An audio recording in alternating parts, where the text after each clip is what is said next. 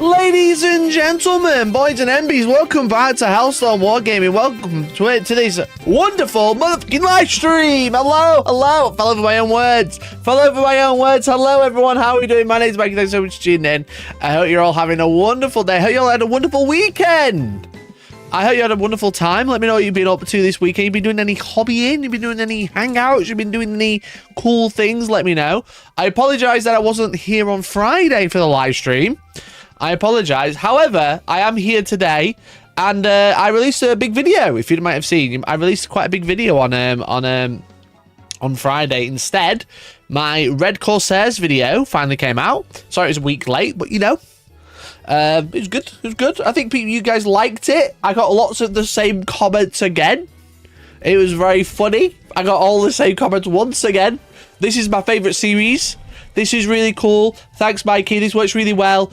Actually, there's not more than models in there. You cheated. Well, actually, they're just the same. Why would you need to do that? Well, actually, this. It was great. It was great.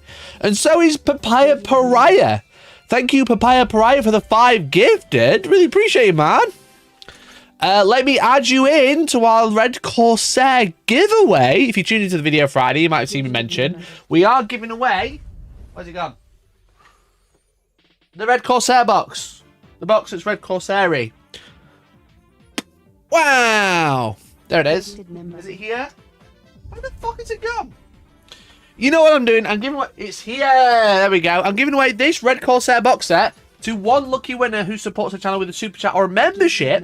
Whether you are becoming a member yourself or you super chatting or gifting, just like Brendan with a 5. Thank you so much, dude. Everyone who super chats or supports the channel or resubs or is a member, as long as you're not the gifted tier, you need to be a different tier, not gifted. You'll be in for a chance to win a brand new one of these. Shout out to the Outpost, especially put Outpost in chat, for helping me secure one of these. But we are giving it away at the end of the month, which is next week. We're going to be giving it away a week today.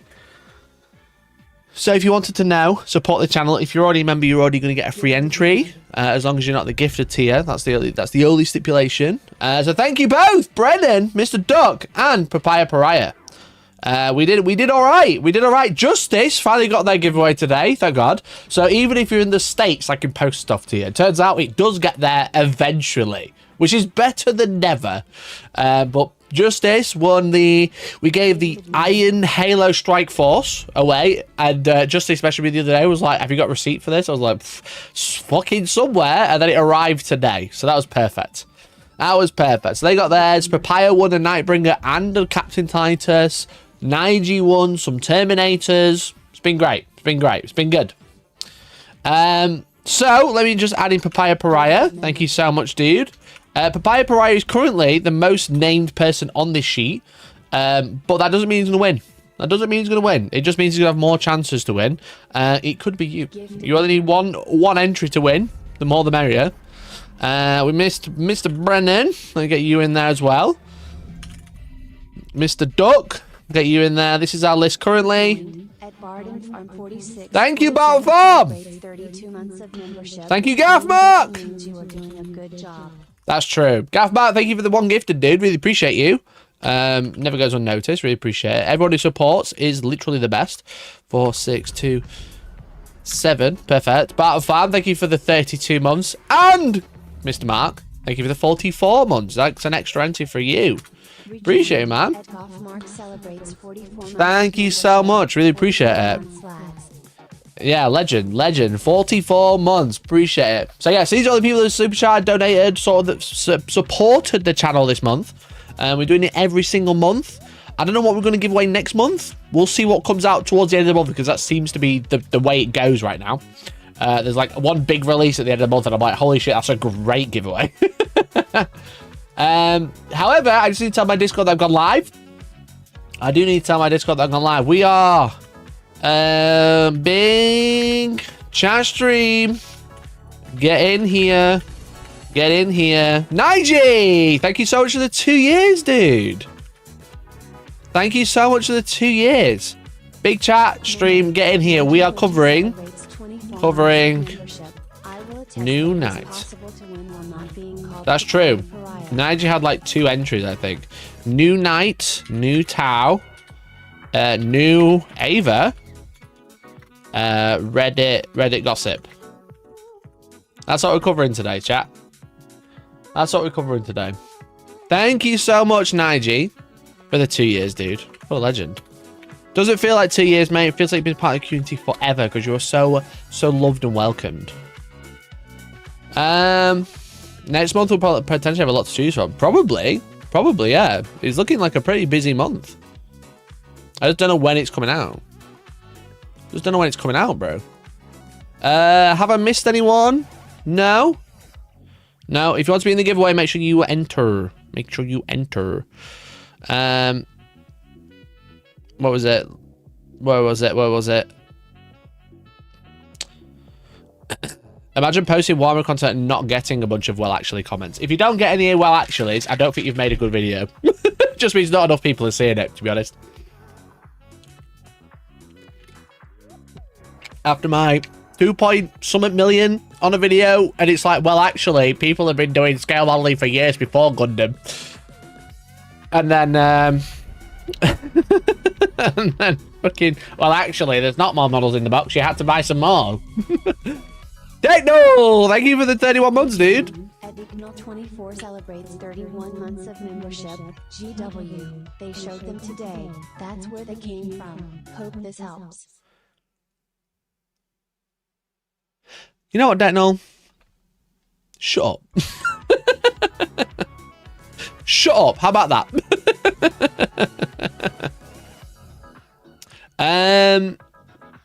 So yeah, it's fucking hilarious. Hilarious comments. Well, actually, there's not that many models in the box. Someone said I was a Games Workshop psyop to sell Saturnine, which I thought was hilarious. I thought that was hilarious, to be honest. Like, actually trying to call me a psyop because I'm trying to help sell Saturnine. Bearing in mind that Games Workshop literally said, we like the video, but we can't, like, put it on our sheets because we don't want the uppers thinking that you're trying to, like, scam the company or, like, they didn't say that. They don't want the uppers to think that, like, they're trying to save money. I was like, right, okay, cool. Chill, cool. I'm telling people to save money by buying more product. Taking down the corporation one conversion at a time.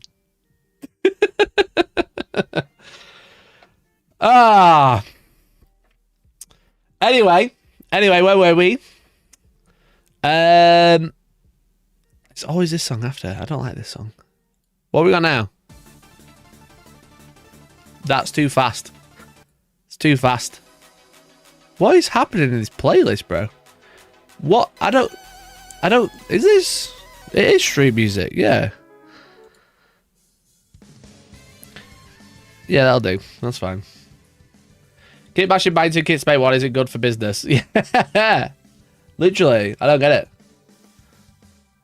So, you might have seen Games Workshop out of nowhere, have just released, or just announced, it feels like you wake up, the day ends in Y, Games Workshop drop a new model release.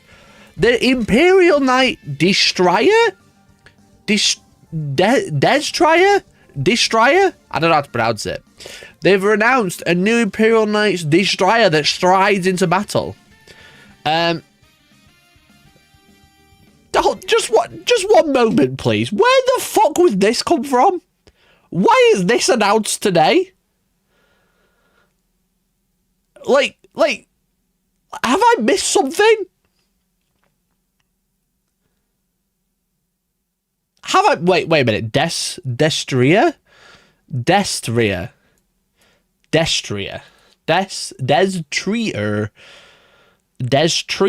is a warhorse in French. That makes sense. Destrier or Destrier. Anyway, thank you, chat. Appreciate you. Did you not live stream every single Monday, Wednesday, Friday? Thank you. Like, where did this come from? Like, what is happening? You know, it's like, it feels like they've got these like new books that are coming out, yeah, but it's like everybody's getting an army release without a codex just because it's Friday. You know what I mean? I don't understand. I'm not mad. I love new model releases, you know? Someone's going to be like, why are you getting mad at new releases? And then someone else is going to be like, look, corporate shill who likes releases. And you can't win. But I'm just a bit like, what is going on? Why is there so many so quick, so fast? You know? It feels like they've got some catching up to do. You know what I mean? We've got some catching up to do. I posted this in Parasocial, our Parasocial members group. And because it's Friday, Mikey, they keep doing these on Mondays. It was a figure of speech, okay? It is a figure of speech, all right? Just want to put that out there.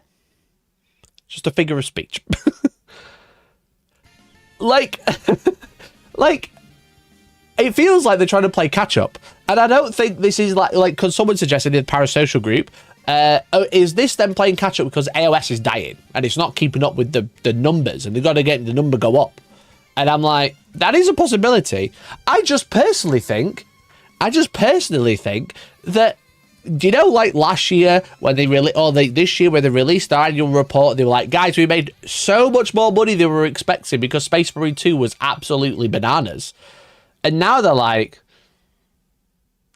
if we don't get equal sales as last year, you know, people think we failed because our in-stock number is incredibly inflated. Everyone knows this, you know. This could be end of edition releases, but it seems overly pumped right now. It feels like a lot more than usual, you know. So yeah, you could be like, fucking yeah, it's in the edition, Mike. You talking shit, and I'm like, yeah, you could be right. I'm obviously not an expert, but it's like, it feels like to me, it's like, well, if our sales numbers is done this, you know, the last thing we want is it to do this. And I'm not saying it's going to do this because Games Workshop go broke, but like the hype level of last year with like, basically they had like Age of Sigmar launch, which was quite big, and then they had Space Marine 2, you know. And then, like, this year is 11th edition 40k, and they need that to be big, because last year with Space Marine 2, without a big main edition launch, because they had Heresy, which actually didn't sell that well, the number was going up. They need that to be higher than last year, and I'm personally wondering, whether they're worried that 11th edition will be big, but not big enough that it's even bigger than Space Marine 2, where everyone and their mum went out and bought a Captain Titus and a Dreadnought, you know what I mean? So it's a bit like, wait a minute, what's going on? Why is there so much? So it feels like but because like this year, in my opinion, if this was any other year, like 3 years ago, we got like World Eaters release, and then 40k died for 3 months, and then they went, by the way, 11th edition is here, balloon numbers, absolutely balloon mode, you know? And now it's like, well, they're going to go balloon mode, but balloon mode might not be enough. That's what it reads to me now. This is so... We've released Captain Titus, the miniature, for Space Marine 3 before Space Marine 3 is even coming out. You know what I mean? You know what I mean? It's like, holy shit. We've already redesigned Captain Titus, Lieutenant Titus into Captain Titus for Space Marine 3, and we've already released the miniature. You know? And then we've had new Necrons, that's cool. Like a Necron like a drop Necron release, that's fine. Then we've had the Red Corsairs, and then we've got Iron Warriors, and they're re-releasing one of the most loved vehicles in Warhammer, the Defiler. You know? They're just... Like, if we see a Primarch in the next 3 months, I'm going to say Games Workshop is shit scared of the stock, all right? If we see a Primarch before 11th edition, I'm going to tell you right now, for 40k, right now, that I think Games Workshop are really worried about their stock price, okay? Because it just feels like it's just like, just all their fucking taps are like this, and they're just like, unleash get them all open, go, go, go! So it's just that's what I'm saying. That's what I'm saying. Yeah. So they had Age of Sigmar 2024. Then they had Horus Heresy release. Wasn't expected to be a big year, but Space Marine 2 made it a big year because that came out at the end of 2024, boosted sales in 2025, and then this year, you know. Martin, thanks for the $5. Not sure if Eos is dead if it's still a core component of their organized play circuit. Also, this knight would have been sculpted like 2 years ago. I totally agree. Thank you for the $5. Really appreciate it. Really appreciate it. I don't think Age of Sigmar is dead. That is like, it's just something that was like a disgust. It's like, is Games Workshop like unhooking the brakes because Age of Sigmar isn't quite hitting the mark and they don't want to lose overall sale price, you know? They want to keep it on the rise. So they're going, here's fuck tons of 40k launches. Yeah, don't get me wrong, this knight was probably designed 2 to 3 years ago, but it feels like, it's like I said, there's not been a big launch event. There's not been a big live stream. Our last live stream was like, was only a month ago in the New Year party, which was like in January. And it's like, is TTS working on my deaf? It might just be quiet. Sorry. Let me do this. We had like a big launch event like a month ago. Where it was like, here's like the new Custodes and here's the new whatever, you know, the new Titus. And then it's been like, bam, these are all coming out and here's more and here's more and here's more, you know? So to me, it feels like it's like all gas, no brake. So, but it might just be like they're just hyping the end of the edition. They're getting people who might, when they announce 11th edition, they want people to buy stuff before 11th edition. You know, because a lot of people, what usually happens is you kind of have the end of an edition and then a new edition is announced. And then that people go, okay, I'll wait for the new edition. And then they kind of just go, here's like loads of lore and stuff and some painting articles. Here's some like close-ups of the new minis that are coming out and then nothing. Maybe they're like, fucking balls to the wall. Let's just keep releasing minis and then release 11th edition.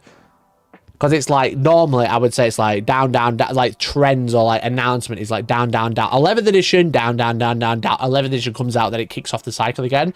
Feels like they're just keeping the wheel turning. Just like fucking have it all, lads. You know what I mean? Have it all.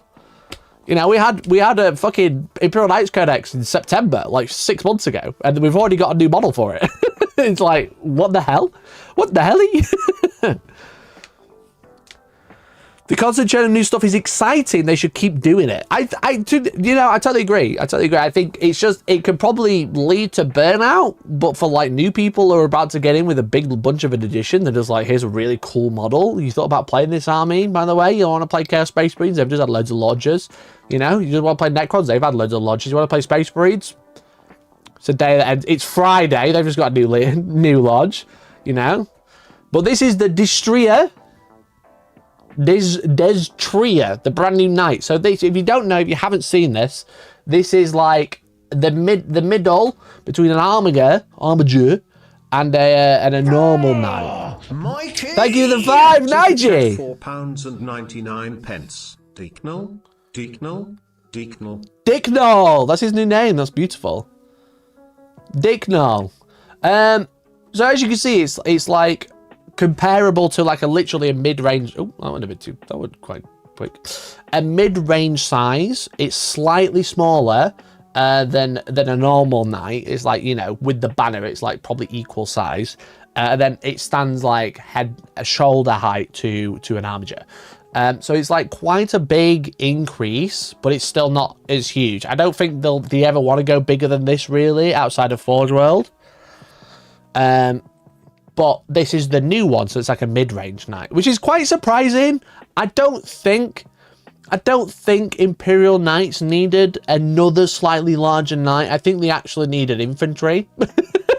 You know, maybe knights, but like they're small and they're humanoid. That would be good. But it's a very cool model, and I like that it's basically a mixture of an armiger and a normal knight. You know what I mean? I love the shoulder pads.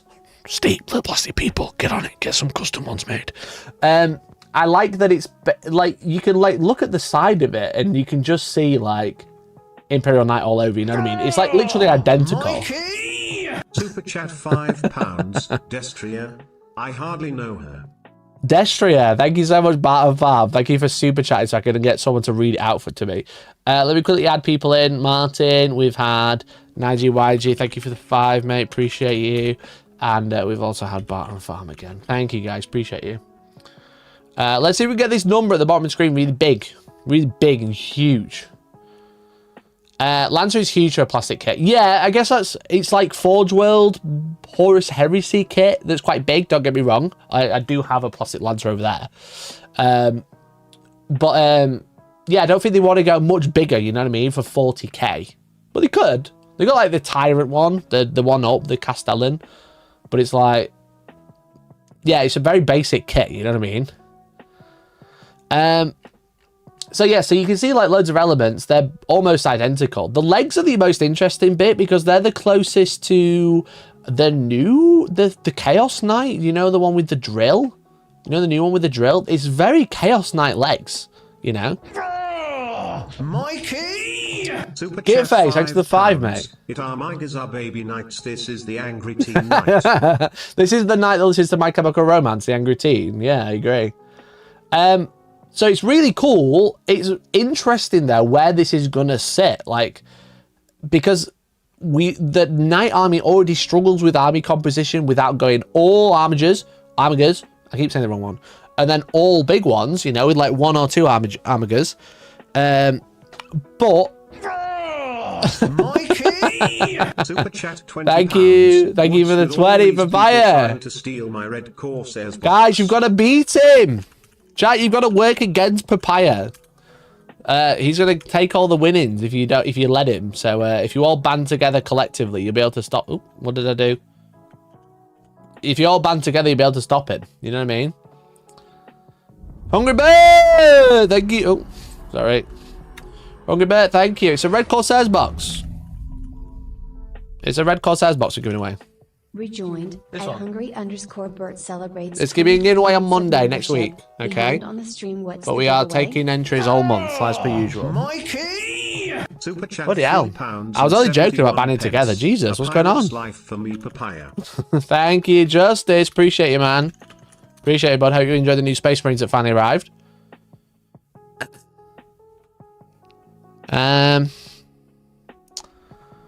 Papaya, the final boss of Hellstorm, true.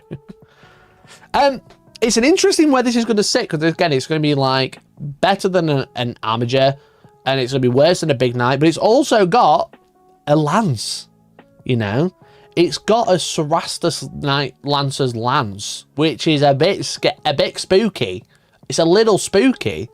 It's also got a tiny Avenger Gatling cannon. Is this just going to be an Avenger Gatling cannon profile? Is it going to be 1 damage instead of 2? Is it going to be advance and charge Lancer and like do the laser shots that it does? I just don't know. It's very confusing because it feels like there's a lot of overlap. You know what I mean? There's a lot of overlap. I was told this thing would have rocket boosters and then did not show rocket boosters. What do you mean it was going to have rocket boosters? What are you talking about? Am I missing something? They talk a big game about its mobility in the article, but Warcom user makes shit up. Yeah, you have to be careful what Warcom actually say, because they sometimes say stuff that acts like it's new when it's not.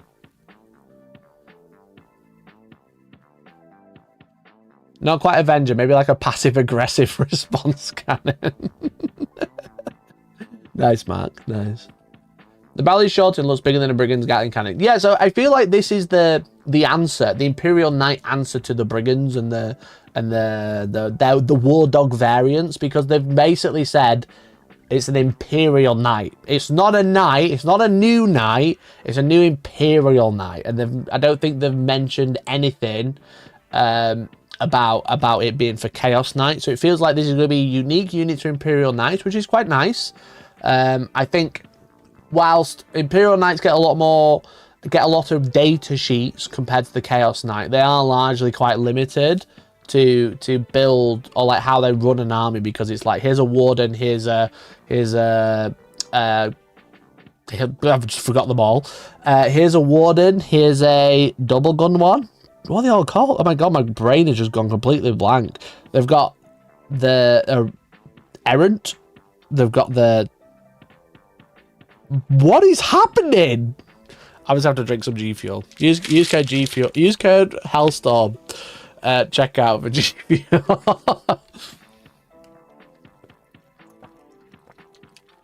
Oh. So much better. They've got the Crusaders, they've got the Paladins, they've got the Errants, they've got the... What's the one with just the Gatling cannon called?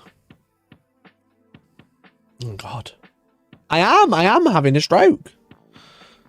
What's the one with the Gatling cannon called? Warden! Warden! God, everything's called a Warden these days, aren't they? God damn. So they've got lots of options, but when it comes to armigers, they're like, it's just one of two. You know what I mean? It's just one of two. And then, but like the Chaos option, they have so many to choose from. They have so many to choose from. Shooty Knight, other Shooty Knight that can stab stuff. This is Shooty Knight that can stab stuff, yeah. So let's see what they've got to say about it anyway. Let's have a nosy. Forge World Agripnar stands in the path of the Iron Warriors, led by Warsmith Kravik Morn and his hellish war machines. And even warlike Arkmangos Thulia Gould needs a spot of help. Ancient oaths sworn by nearby Night Worlds are called upon, and they're not just sending Tarian war machines we know and love, we're sending slightly smaller Tarian war machines. Excuse me, they can technically take a Moirax Armiger. Can they still take it? Can they still take the Moirax? The Forge World version? I had like 4 of those. I just ended up flogging them all. They can! They can take the Moirax. You would never, but you can. So in terms of design, I love the faceplate. The shoulder pads are cool. I like this kind of like extra armor plate on top. And the little flag, very sick. Very sick. The leg plates are quite square, which is interesting. These look basically the same as either the Castellan or the Forge World Knights, which is really nice. Like the design of it is really sick. I like the 2-angled leg, the dog leg, which is cool. But overall, it's just a smaller knight, and I don't understand. Is this a cost of living crisis? Is that what they're trying to say? You know, this is shrinkflation, it feels like. The thigh plates are very similar to the Armiger ones. Yeah, they're similar. They're just more square, definitely. The Armiger ones are quite round, but they're the same shape. But yeah, I think it's shrinkflation. I think they just want you. They just want you to buy more knights, but slightly smaller, so you can afford them still. The knight Destrier is a pattern of Bellatus class Imperial Knight, prized for its incredible speed and grace, achieved by slimming down the chassis and mounting 2 large rocket boosters to the back of the carapace. Where are the rocket... Oh! It's got thrusters! Oh my god, it's actually got thrusters. What the fuck? What?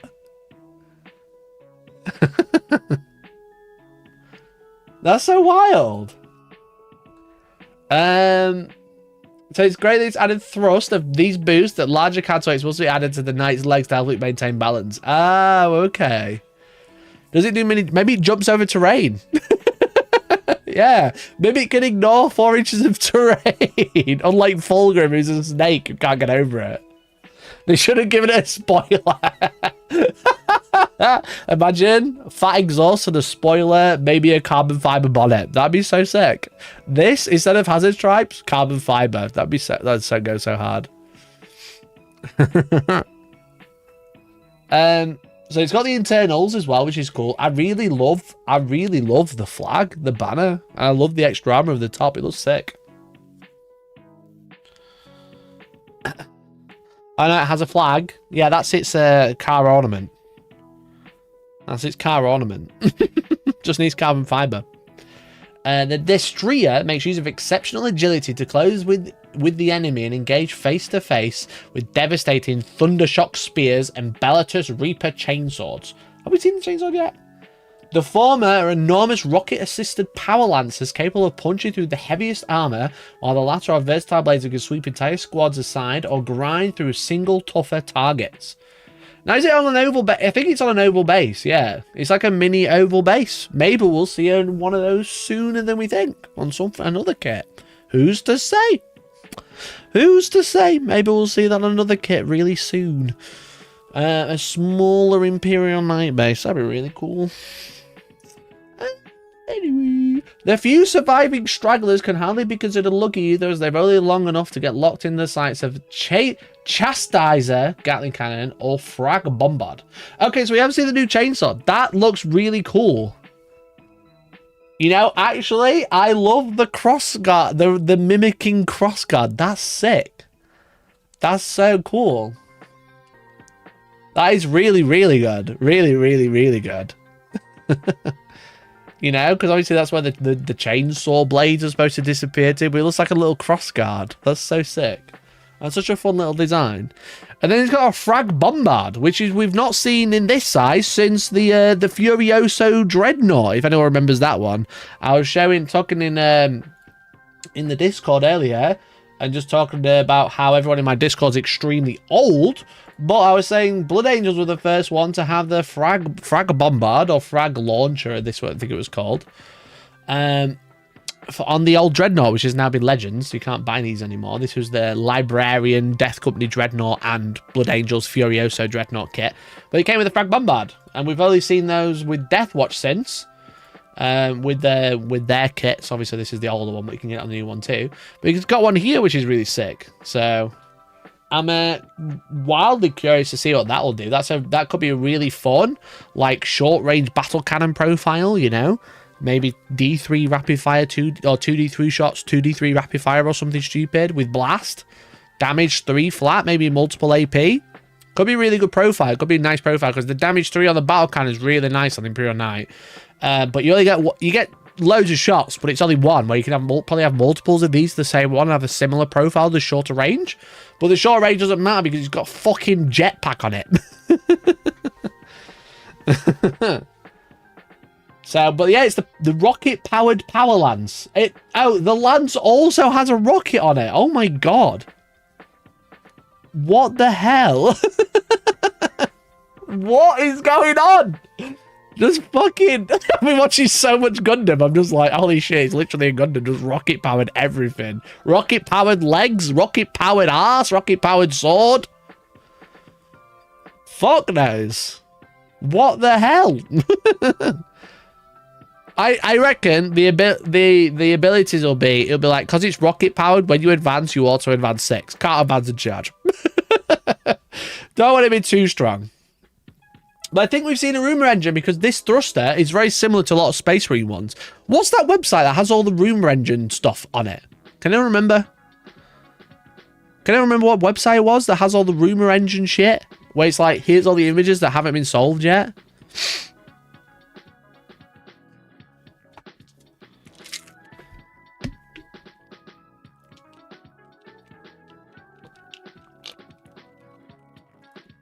Warboss Kurgan. Was that it? I thought it was a better one. Or was this the one? No, this is just a blog. I think it was trolling.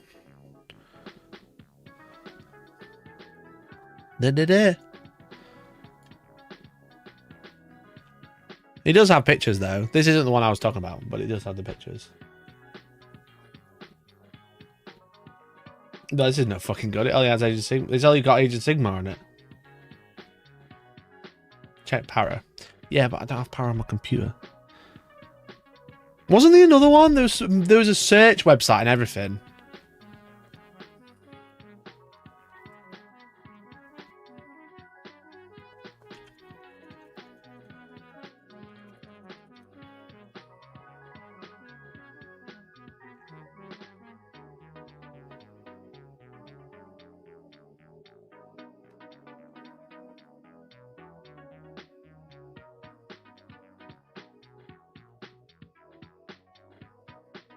I'm sure there's a better website.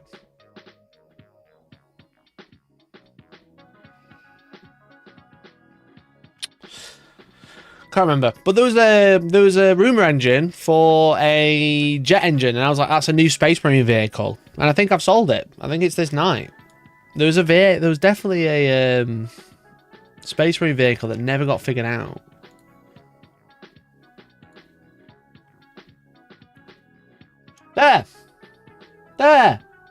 There it is. That one. So it's got a little bar behind it. Oh, maybe it's not this one. There could be a third one though that we haven't seen yet. Yeah, there was that one there. So I was like, that's a new spacemarine kit. That could be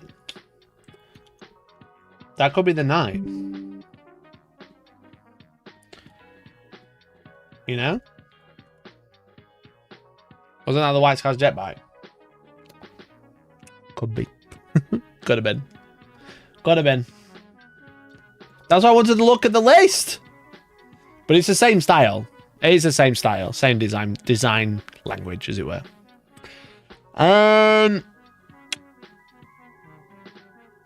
Anyway, the incredible new Imperial Knights kit will be joining the battle at the same time as their Adeptus Mechanicus allies when the next narrative expansion for Warhammer 40,000 drops in. We've already seen loads of new miniatures, so surely it's time to look at the books themselves. So, we're going to get this with the new Defiler, the new Iron Warriors, the new newer Admech character. This is a lot. This is quite a lot that's coming out with the third book. And I think this will be the last book before 11th edition, surely. It's Admech versus Iron Warriors. Basically, yeah. Basically, yeah. Because it's the new Admech. Because Admech got their kit announced like last week. And then they've had all the Chaos stuff announced. I think we already know there's a fourth book. Is they? Oh, okay. What's the fourth one? The next one's called the Eye of Terror, which is what this is.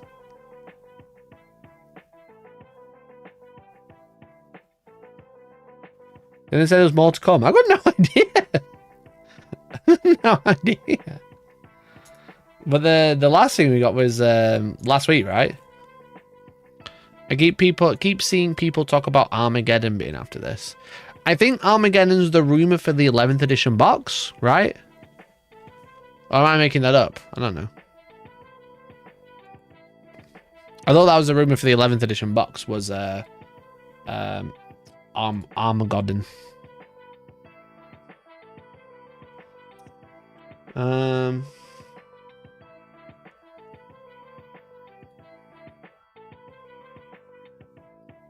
Look at what?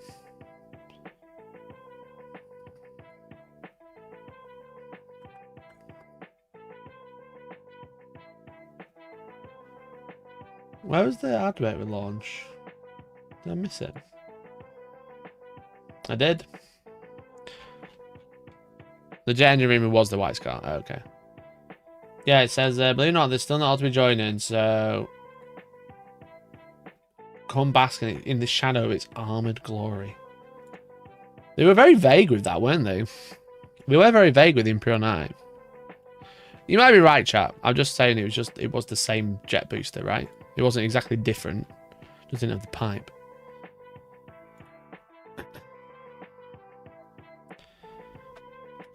So anyway, pretty crazy announcement, definitely. Pretty crazy announcement. It just feels like a little out of... I was expecting a new Admech Walker thing. I trust you, Lambert. I'm not opening Discord because last time I did that, I doxed my address.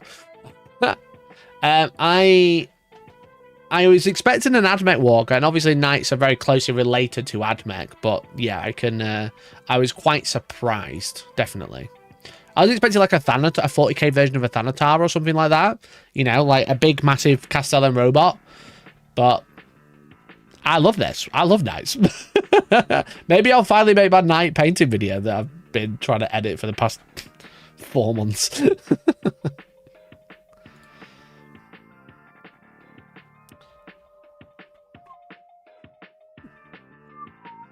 Anyway, the other thing, speaking of hot off the press releases, they're also talking about the Tau Epic Hero.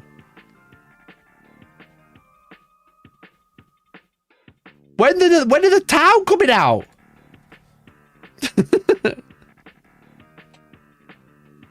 Well, if it isn't the return of Hellstorm, I've always loved Knights lore, actually, Wargaming. I love Knights. I play them on stream. I play them casually. What do you want from me? What do you want from me?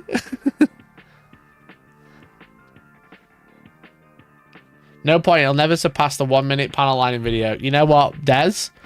I love and hate that that's so true. Have you seen it? It's like 2.7 million now. It's fucking... I'm just like, what? I've been looking at my analytics on YouTube, right? I've been looking at my analytics, and it's like, you've got 890% more views than usual. You've got 2.3 million views this month. That's 2.2 million more than usual. So it's like 2 million more than usual. And I'm like, fucking great. Fucking wonderful. I love that. I'll have a look, see if it says it. Your channel got 855% more views. I'm going to have the most generational fall off next month. It's going to be fucking horrific. You know? All these numbers are extremely high. Extremely high. And then, like, that's it. All down. I'll show you my top 10 videos of this month. They're all shorts, annoyingly, so they make zero money. Like, how am I ever going to compete with this? You know what I mean? How am I ever going to compete with this? It goes from 2 million. I'll do that. There we go. 2 million to 40,000. The drop-off is insane, bro. How am I ever going to compete? Why do you ask your gardener what he thinks about the night? Like, I don't have a gardener. Shut up. Chat, you need to watch more of my videos, bro. 22,000 views, not enough. When you could panel line a real skyscraper, imagine. Just there at the bottom of the building. Put a bit of panel liner in. With a little bottle, with a little tiny brush. Boop. Oh, completely reaction on that. Anyway. When are they going to plan on releasing the Tau models? These aren't part of the launch, are they? I don't think. But if you remember at the New Year's Open, New Year showcase thing, they showed off the Twins, which is the new Tau unit that's coming out for Tau Empire. And I've no idea where the rules are coming out for these. They're probably going to be free. It feels like they're just going to be like whatever they want to be.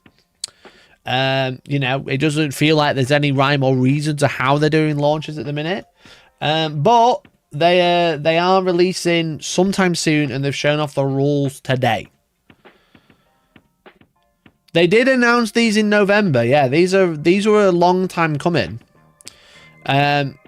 So this along with the Leagues of Votann character that's like stood on an orc head. And then there's also the new Tyranid Prime model. We don't know what they're being released with. They got announced ages ago, and they kind of like re-announced them in the new year, and now they're here.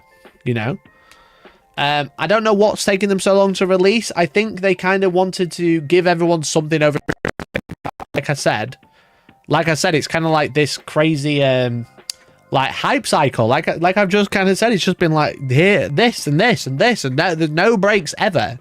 No breaks are allowed, only releases.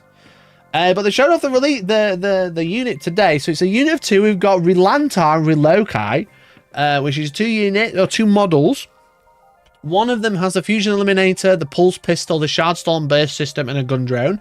The other one has an ion scatter cannon, a pulse pistol, a Shardstorm burst system, and the M15 gun drone. Now, these are epic hero. They don't have the leader keyword, so they can't lead units, and they also don't have lone operative. It's quite an interesting unit. So I think what they're relying on in these being just quite tanky, but they don't want people to take 3. You know? So they're unique characters. You can only take a single unit, but they're not leaders or characters or anything. They're just dudes. Just dudes. Or dudettes or whatever. You know? They're just guys just hanging about. They're just like quite a good shooting unit. So they do have Scout 8 and they do have Deep Strike. So they're not exactly like a slow unit. They're actually quite quick. If they go first, they can move 18 inches. In Montcar, I want to say. Montcar, they can advance and shoot on the turn 1. It might be Kion. I can't remember which way around it is. You know what I mean? So they're actually just relatively quite tanky. They're toughness 6 with 8 wounds. with a 4+ invuln, which is, yeah, just quite tanky, to be honest. They also have each time a model in this unit makes a ranged attack that targets the closest eligible target. That attack has a sustained one and ignores cover. Now, this is actually an interesting wording because it's not when each model targets the closest unit, it's eligible target. So it's model by model basis. So you could have these both getting sustained hits and ignore cover to 2 different separate units, as long as they are closest to the single model of the unit, which is quite interesting. So that's an exceptionally good profile to have, an exceptionally good rule to have for a tau unit, especially when they have the fusion eliminator, which is obviously a fusion gun. It's a melter gun at with strength 10. They've got the ion scatter cannon, which they both have. No, they don't. One of them has a fusion eliminator. One of them has the ion scatter cannon. Alpha Omega, thanks for the 4 months, dude. Which has rapid fire 2, strength 7 -2, 2 damage, or hazardous, strength 8 -3, 3 damage. Omega 47 Absolutely insane. Celebrates 4 months of Thank you, membership. dude. So stoked for this unit. They're good. They're very good. Yeah, so just a very, very strong, 2 very, very strong weapons. They've both got the burst system, which is strength 5, d6 shots. They've both got twin pulse blasters. No, that's what the gun drone have, so yes, and then the pulse pistol, which doesn't have the pistol keyword, so they can just shoot those as well. So it has a lot of good shooting weapons, and the interesting thing is they can shoot in combat. so just like Cypher, not Cypher the Sky Dragon, Cypher from Chaos Space Marines, the Dark Angel, he also shoots in combat. So he has a bolt pistol and a plasma pistol, which he shoots both at the same time. He can also shoot those in combat. They've also got the same thing. They just shoot their weapons in combat, which I think is great. It's it's really strong. Really strong. I think they've seen that. So they've not given it rapid fire in combat. They've not given it double attacks. They've also reduced the number of shots they get naturally. So it's 1 melter gun shot rather than the 2 it would normally get in shooting. And it's only 3 shots on the ion scatter cannon rather than 4 plus rapid fire 2, you know? So I think whilst it looks quite scary, I think that's pretty fine, to be honest. I think it's a good profile. 1 melter gun attack that hits on a 4 is going to hit 50% of the time, and yeah, it's barely going to do anything, but it's quite scary. And then the ion scatter cannon is also only 3 shots. The pulse pistol is the main profile, strength 6 -2, 2 damage. It's kind of like Angry Fists attack, you know what I mean? So like, the interesting thing is they both get 4 attacks. Yeah, they both get 4 attacks. And then they get the shooting on top, which is quite good. So I think it looks quite scary. It's nice that Tau actually have like a half decent melee unit, but the melee, oh my god, they can shoot in combat. It's not quite the same as like actually shooting in combat. They are vehicles, aren't they? They can just shoot in combat as well. So it's going to be quite scary if you charge them and don't kill them. They're not only going to punch you with a melter gun, they're also going to shoot you with a melter gun straight after. If they would, and they can probably fall back and shoot or whatever. They also have neo-capacitation shields. At the start of your opponent's charge phase, select an enemy unit within 12, take a battle shot test, and they are -1 to charge. So you don't have to fail to become -1 to charge. You just take a battle shot test and -1 to charge. And then retro thrusters is probably the best rule that they have. At the end of the fight phase, this unit can either make a normal move 6 inches or a fallback move. Now, I hope this is going to be slightly changed. I hope this is going to be slightly changed for when they actually come out, because it says at the end of the fight phase, they can make either a normal move of up to 6, so they can move 6 inches, or they can make a fall back move, and it doesn't limit how far they can fall back. So currently they can fall back 10 inches. And you don't need to shoot in combat, because you can just fall back and shoot basically for free because you fall back in the opponent's turn. But it's interesting that it's a normal move of 6 or a fallback move of 10.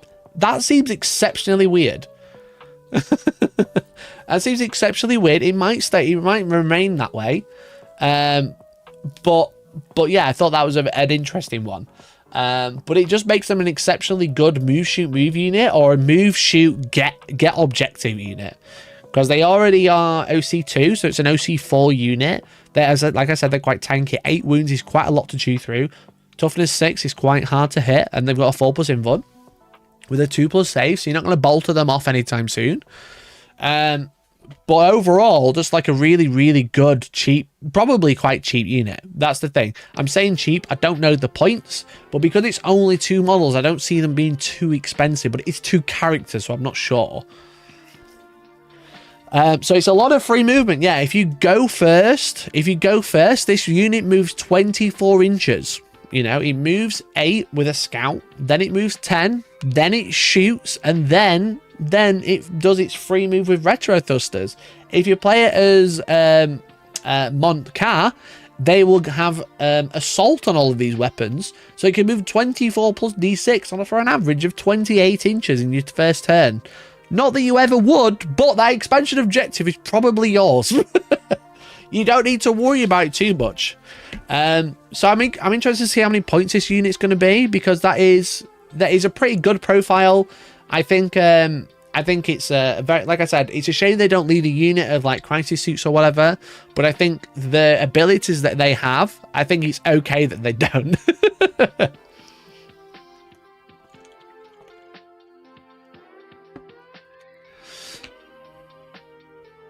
The 6-inch move part is if they kill what they're in combat with.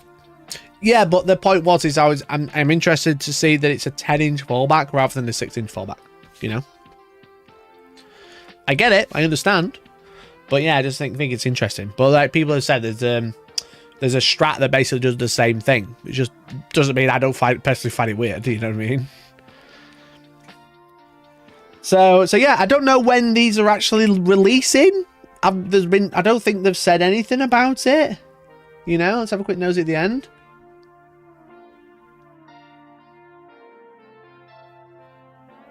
I don't know. It doesn't say. I've got no idea when these two are launching. They're exceptional models. I'm sure if Games Workshop contact us, I'm sure Big C's will be quite busy for a few weeks. But yeah, they're absolutely exceptional models. They are so nice. But there's been no mention of when they're actually coming out, you know? Like, absolutely nothing. So, let's see what they've got to say. It's probably just going over the rules, but let's have a quick nosy. They're down to be in combat for 6 inches each fight phase. Just says end of phase. Yeah, that's not my point. That's not my point. My point is they move up to 6 as a normal move, but if they fall back, they move 10, because it doesn't say fallback move of 6. It doesn't say a normal move or fallback move of 6. It's a normal move of up to 6 or a fallback move, which is 10 inches. That's the weird part. Not that they have to be in combat, because they can't make a normal move while they're in combat. That's why it says fallback. I don't know if I explained that incorrectly, so I do apologize, or unclearly. But my point is that they make a normal move of up to 6, but then their fallback move is a full 10 inches, because it just says fallback move. It doesn't say a fallback move of 6. So.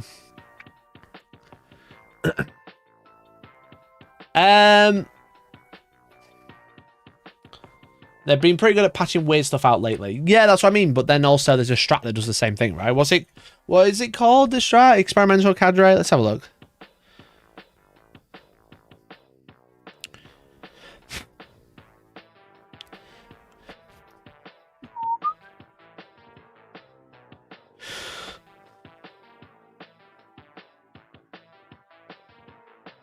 Reactive dampeners, no. Weaponry, no.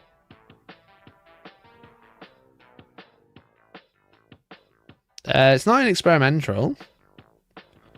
Orks CAD.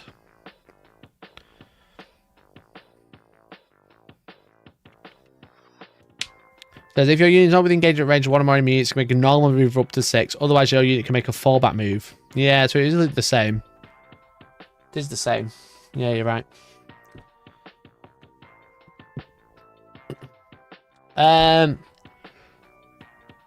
So it says, if you know anything about the Tower Empire, I don't. You'll have heard about Montcar and Guyon, the twin martial philosophies that form the cornerstone of the Firecast combat doctrine. Montcar, or the killing blow, is all about hitting the enemies as hard as possible. The most valuable point in Commander Farsight was an undisputed master of this strategy. Then he went renegade, giving them ethereals and almighty PR nightmare to sort out. Many years later, they decided that the time had come for a new face of monk had to step forward to inspire young fire warriors. After an extensive vetting process, they chose Rylantar and Rhylokai, known widely as the Twin Lance. This pair of exemplary battlesuit pilots weren't always the killing blow personified. So what happens to Farsight now then? They just binned off. Bin them off. Got rid.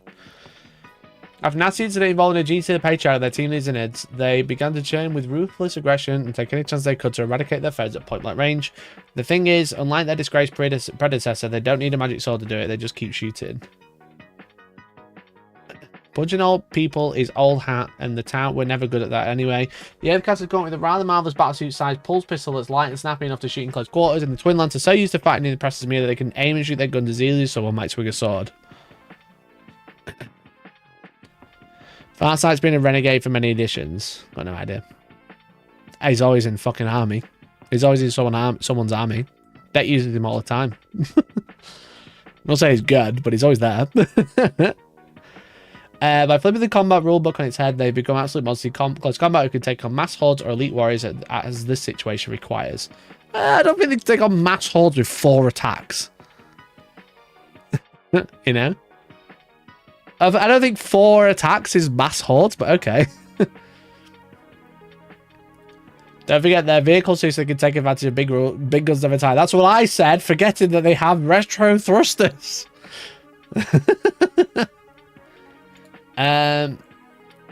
Every bit of their War Maker battlesuit. That's a cool name for a battlesuit, that's for sure.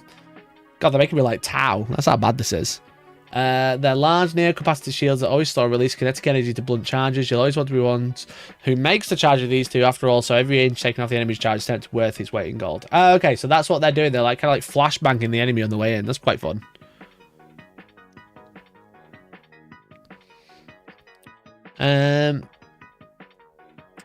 They can redeploy or remove with retro thrusters. They can fire them fairly often too. It's the ability to trigger both players' fight phases whether they're involved in a scrap or not.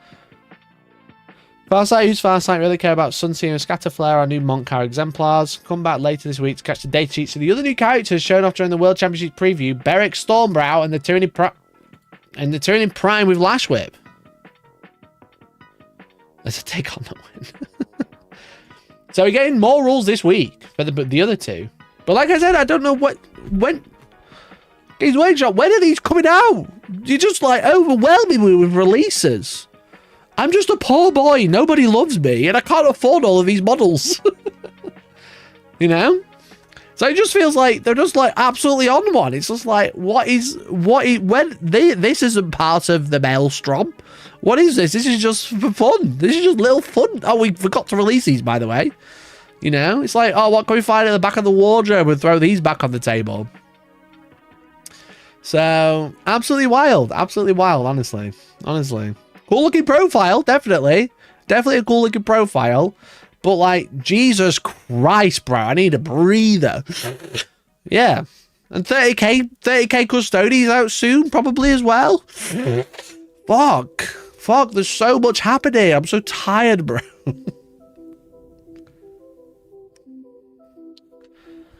For unrelated releases, do you know what time of day the Outpost opens pre-orders on Saturdays? 10 AM. 10 AM, just like everything.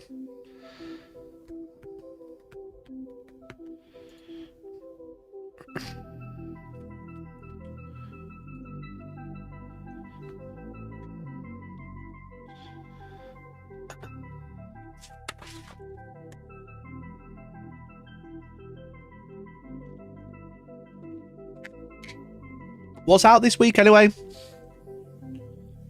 What's actually out next week? What was on the Sunday preview? Oh, it's Cathay. Cathay and stuff. Yeah, it's always 10 AM. Always 10 AM.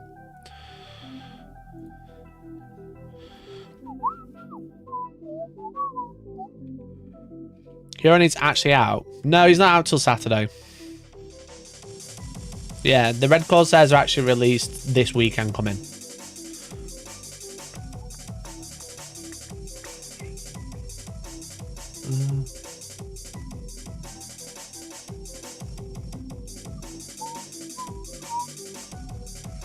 Bring back 1 week pre-order. Yeah, 2 week pre-order is pretty brutal. You know, especially because everything sells out within like half an hour. So you're just waiting 2 weeks for what? You know?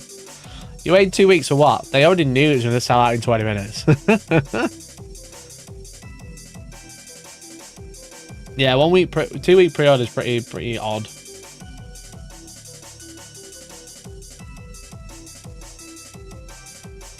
Just means you're waiting 3 weeks from the announcement to the actual release. Yeah, that's true. Yeah, that's very true. It is a long time, isn't it? Really. Anyway, chat, if you haven't already, please consider joining the Discord. I'd really appreciate it. It'd be really cool. It's free to join. We're going to do another painting competition soon. I just did the formal announcement for Mr. Gaffmark, Mr. Lambo Paints, and Mr. Stab2K over on Instagram. We finished the painting competition for Titus. We did the official announcement today. So Mark's won himself a voucher and some little goodies. I do want to say thank you to everyone who entered. I'm sorry I can't give you all the prize.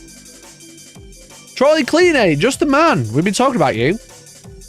Can you remember what the Rumor Engine website was called that you used that was pretty good?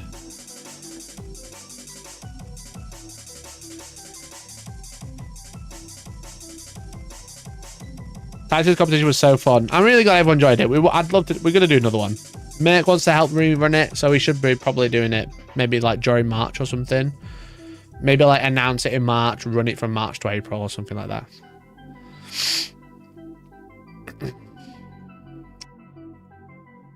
But yeah, there's a better Rumor Engine website, I'm sure. But yeah, I think everyone was right. I think it was the White Scar bike, but the engine style was the same. Rumor Engine Netlify app. Second best spearhead player in the world. First best Titus painter. That's true. That's so true, dude. Rumor Engine Netlify. Yo, Trolley, thank you for the 5, dude. Gifted members. Really appreciate it, buddy.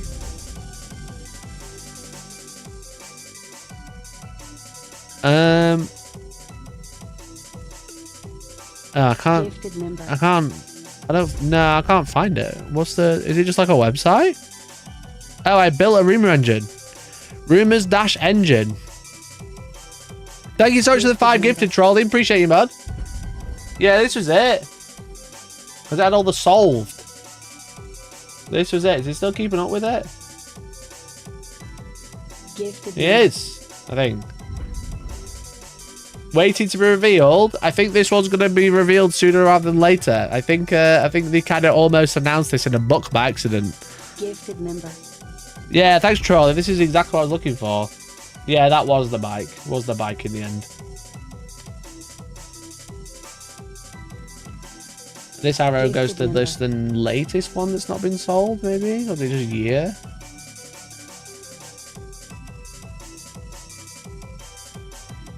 I'm surprised you haven't seen this one yet. This feels like a chaos base, doesn't it?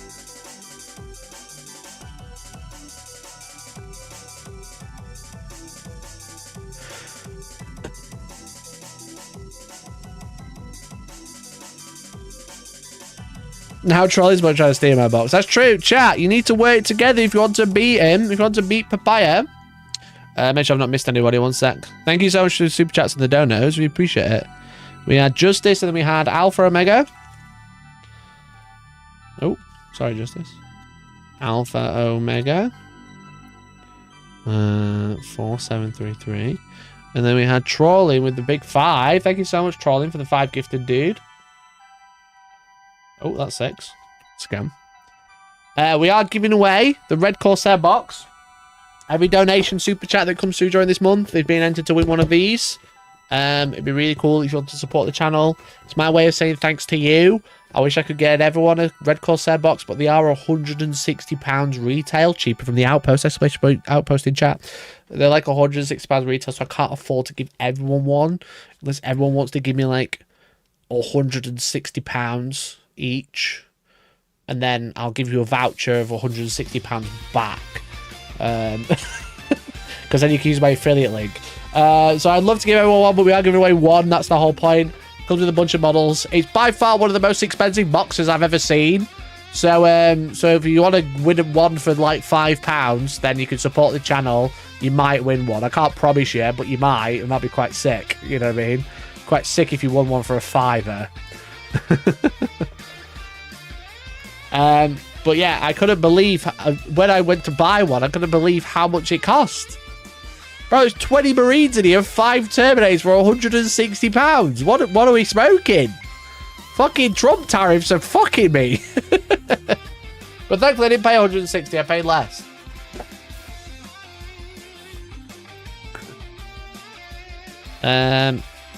What were they? The Outpost. I think it's 128, I want to say.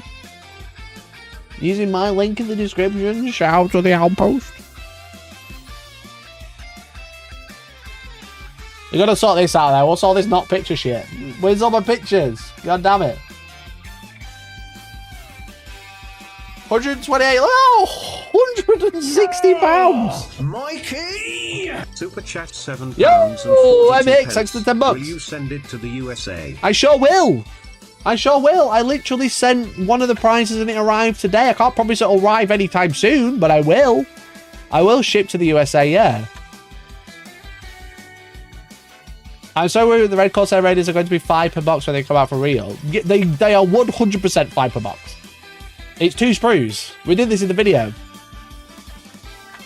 I will put a box of Red Corsairs on it that they're $5 per box because I literally showed the sprues off. Don't forget. So M Hicks, thanks for the 10 bucks, my dude. Appreciate you. Yes, I will ship to the US if you win. It turns out it'll take a while, but it's actually not that expensive for some reason.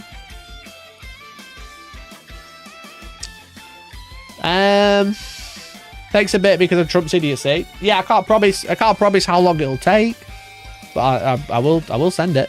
It did arrive. Like I said, Justice. If you want to post a picture on a Discord or something, that's up to you. You don't have to. Don't feel like it. But Justice Sanders, who lives in the US, deep US. That's all. I won't say anymore. Deep US. Got it. Got that. It took a while. Sent it mid-January, but arrived today. Literally this morning. Des, thank you for the 5 gifted, dude. Really appreciate it. That's it, chat. You gotta work together to beat Papaya. If I turn Papaya into an enemy, you guys can work against him. You can all work against him. And then beat him and win the Credit Corsairs for yourself. And in doing so, Papaya will probably be getting more members. So you'll have to work harder together. Have you thought about this, chat? Trade offer. You beat Papaya. Papaya might not win box. I get all the money. I get the money to pay for the fucking expensive box. Do they tend to wear by a box being half the maximum unit size? Yes. Yeah, it's 5 to 10 models. It's not 10 models. Gifted member. This is sounding more and more like a money-making scheme. No! Everyone's working together to beat the evil Papaya who won both giveaways last month. Oh, Papaya going back in with the 20! £20. The evil, the Bowser of the Mario Land. Papaya Pariah drops 20, gets 4 more gifted. Papaya, thank you so much for the 20, dude. Really appreciate it. Chat. He's got another 4. Don't let him have too many. Don't let him have too many. He might win it and you might not. But if you work together, you can stop him winning. I love the premise of all 10 marbles in the race being Papaya. Well, with that attitude, it will be, won't it? But also, it's never only going to be Papaya in the marbles race. If you don't know, chat, end of every month, we do a big marble stream. I take 10 random names from the giveaway list, and each one of those 10 names is listed on a marble. We do a marble race. Whoever wins the marble race or wins the marble event will win the prize. Megobo, thank you for the gifted. Thank you for the 31 months, dude. Appreciate you. Now, it'll never only be one person. If it does get to that point, we'll keep spinning until we get different names. So they can only get 9. They can only get 9. Because there's no point doing a marbles race if it's all of 10 of the same name. So we have to make a game of it. The maximum we can have is 9.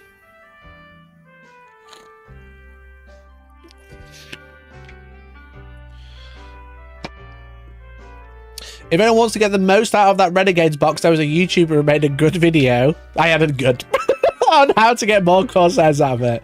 You know what? That's so based. Dantaket Suku Sukenk 8692. Appreciate it, but I don't mind if for pirates. I just want to be ahead of him all the way down. It is funny doing it, but with marbles. It is much more fun because it's just not. It's not over. It's like 3 minutes of drama. It's very fun. That's all we pay for, isn't it, chat? We pay for that. We live for the 3 minutes of drama at the end. Dad, did you see the big news over the weekend? Did you see the biggest news over the weekend? I'm out of focus for some reason. Well, actually, shut up, Mark. That's my entire comment section. Mikey! Super chat 5 Megabo! pounds. Papaya, your numbers up. Playful face emoji. Thank you so much for the £5 super chat, dude. Papaya, your numbers up. Papaya, it's over. L Papaya, that's what chat should say. Papaya, you're gonna have to pump those numbers up, bro. You're being outnumbered. They're working against you. It's very fun. Very fun to watch. The big news. I'm going to start this recording again. Chat, did you see the big news over the weekend? Games Workshop are running a tournament outside of the United States. Can you believe? They remembered that not everybody lives in the United States. Thank God. Reveal new Warhammer Open events for the summer, including the first in the UK. Chat, you need to tell Games Workshop to get off my... Because I was going to run an event at the UK Games Expo. They're bringing the War Open Series to the UK this year for the first time. What place to start? We're heading to the UK Games Expo. The UK's largest celebration of tabletop gaming hosted at the NEC Birmingham. This is where I was going to run Super All-Stars 3, but guess what? I couldn't afford to run it there because I'd have to charge you all £120 each per ticket. Except that's what Games Workshop are going to do, because I think the tickets are £125 each plus convention pass. I don't know if you realise that yet, but they are holding, which I think is very cool. I'm glad that they're finally holding a UK event outside of Warhammer Fest, which was a disaster, but the event was fine. They're finally holding a Warhammer Open event at the NEC. Now they're holding it at the UK Games Expo, which is something I always go to. I love that event. But because it's in an event that's not theirs, you've got to buy a convention pass to get into said event. And then you got to buy a ticket for said tournament, which, as far as I'm aware, and from what I've seen from the other events that they're holding, such as Newport in Wales, which is the other one in the UK, the other event is £125 per person, which, when I've just dropped my prices to £60 each and people are saying I'm expensive, are they still going to eat £125 per person ticket? Probably. Probably. Heard you like to pay for your hobby, now you can pay to play it. Yeah, literally. So it says, we're bringing it to the NEC. That means not only you get to enjoy 3 days of awesome Warhammer action, but you also get entry into the wider convention. So I wonder if they're going to bundle the ticket together and put it as one. But as far as I'm aware, if you press find out more, I think it goes to the Expo website. It doesn't. Tickets available 27th. It goes to the Expo website. So when you buy your ticket, you're going to have to buy a convention pass at the same time, which is going to make the ticket awfully expensive. I'm not going to say the sort of numbers that when I was looking at running an event at the UK Games Expo, I was like, hey, I'm an event organizer. I'd love to run a tournament here. You don't do any Warhammer tournaments. I think you've got a hole in the market and I think I can help. And they're like, yeah, that's cool. And then I won't give numbers, but I'll give context. To get a seat at a tournament desk, which is basically a desk with a Wi-Fi for a laptop, would cost me more than the rent I pay at Outpost to run a 64-player event. the whole of Outpost was cheaper to rent than to have a seat at a desk with Wi-Fi, not a laptop, with Wi-Fi for said laptop to run the event from. That's not including any other cost. I love the UK Games Expo, but how Games Workshop are going to run an event there is beyond me. They are probably expecting to sell tickets for £300 per person, surely. That's the only way I can see them making it work. Or they've got a sweetheart deal, and they just went, this is a dickhead, we'll charge him crazy amounts of money. I bet it's a pretty sweet desk, though. No, it is a rentable desk. It's a rentable table. Do you know, like the cheap wooden tables you can hire? It is one of those which costs £6 per day, and they were charging me more in rent for that one desk. Not even the full desk, it was shared. It was part of the hub of where everybody is. More than the rent of a whole venue. Oh, are you joking, bro? I literally did the maths. Right? And I was like, okay, we can do this. If I get 150 people to this tournament, 150 people, and if I have to up the price to like 140 quid each. Okay, listen. 140 quid, right? And then every single ticket sells, I'll still lose money. I'll still lose money. So how Games Workshop are doing it, maybe they see it as a marketing experience, you know. It's probably like a marketing experience. It's kind of like what's known as like a lost leader, where this is, I think, if they're announcing 11th edition at Adepticon, that's my theory. If they're announcing edition at Adepticon next month, the end of May is going to be like prime 11th edition marketing time. This is going to be huge for like talking about 11th edition, hyping up 11th edition. I think this is going to be a place where you might even be able to play demos of 11th edition, just like they kind of did at Warhammer Fest and then Expo 3 years ago. They did that. They did Warhammer Fest. You had to wait 4 hours. They went to Games Expo the 2 weeks after, and it was dead. You could get a demo straight away. I think this will be a big time for like marketing. So I think Games Workshop will use it as a market loss leader. You know, he's kind of like, here's a big event. Look how cool it is. Everyone loves Warhammer. Also, 11th edition's around the corner. You know, because God knows how they can afford it. Because I love Games Expo. The prices were out of whack for me. I'm going to open my own convention center. It sounds like a sweet gig. Yeah, if you got a big event, I'm not like having a go at the company or anything, but it was just like a lot of money, a lot of money for not a lot. To have the internet to stream was like, I don't want to give numbers. I think that's really unprofessional, but I'll just say to hire the internet at the Games Expo, a lot of you can't afford it if you didn't pay any rent or tax or anything. You can't afford it per year. You know, that's all I'll say. It was a lot. You paid no bills for a year and just had all of the money, no tax, no nothing. For an average person, you can't afford the internet for a weekend. It's crazy.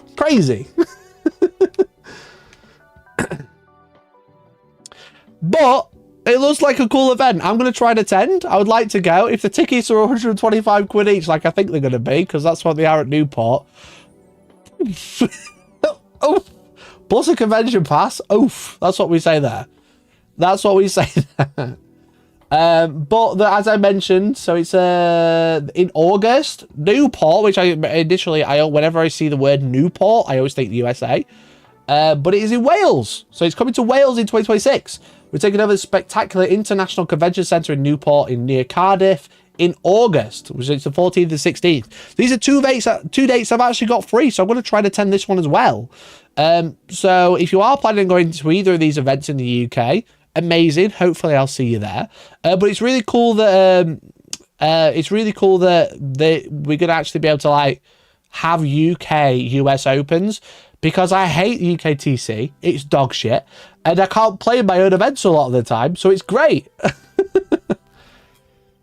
They're a £2 billion company. They can afford to run this event and will probably sell models there as well. Yeah, well, obviously I'm very different to Games Workshop as a corporation, but it was just kind of like an idea of like how much this event will cost and how much it will probably barely break even, but they can afford to make that loss because it will probably be a loss leader, like I mentioned. So there are other events as well in the US and the Netherlands. So they got the Netherlands, which is the same weekend as my team event. Cringe. They got that one going on. They've got the Dallas, Texas, which is cool, in the end of May. They've also got Edmonton, Canada, at the end of June, or middle of June. This might even be an 11th edition tournament, you know, or it might even just be the very, very last one in 10th edition, because I think that's going to be around 11th edition launch. And then they got Tacoma again in Washington at the end of July, and then that's it. So a lot of people, a lot of people in the US are kind of saying there's not many in North America, I think, was it?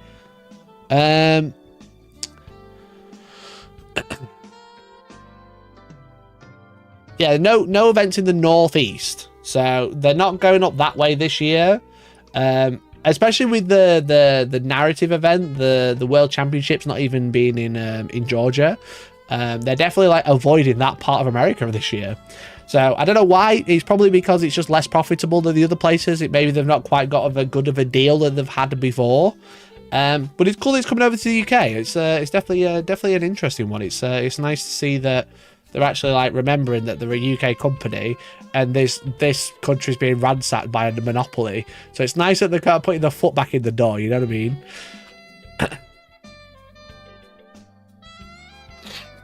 That's my birthday weekend. Maybe I should. Yeah, you should. It'll be sick. It'll be sick. Should probably stop hosting war events where the attendees could get deported. You know what? True. Well, that's why they're holding the event, the World Championships in Barcelona this year, right? You know? I don't think this is by accident. I think they were planning on keeping it in the US for a little bit and moving it around, but they're moving it to Barcelona this year for the World Championships of Warhammer. They've had it in Georgia for 2 years, 2 years back to back. So it's nice that they're actually like moving it around. So, but yeah, 3rd to the 6th of December, which is again same week as my team event. So yeah, so it's cool. It's cool that it's moving around. It's nice that the World Championships are actually moving around the world, and it's nice that it's not just like Tom, Dick, and Harry's like absolutely corrupt knobheads who are so full of themselves, thinking they're the world championships when it's actually nothing. Like Games Workshop are just going, no, we are. I like that. It's great. Do you think it's crazy that everyone hates UKTC? Yeah, it's the biggest. Yeah, I think people are very much all talk when it comes to shit like that. I refuse to go to a UKTC event because they're too expensive, they're really bad, and the organisers are awful. You know? I love playing tournaments when dodgeballs are literally flying by next to me and there's gym equipment everywhere. So, yeah, it's nice that Games Workshop are kind of like putting their foot back in the door, because other people have tried and failed to try and fight the monopoly, but it's people just love to keep going. Why? Because what do they say the best thing about UKTC events is? All my mates are there. It's like, okay, we can take all your mates fucking anywhere, bro. And, well, you know.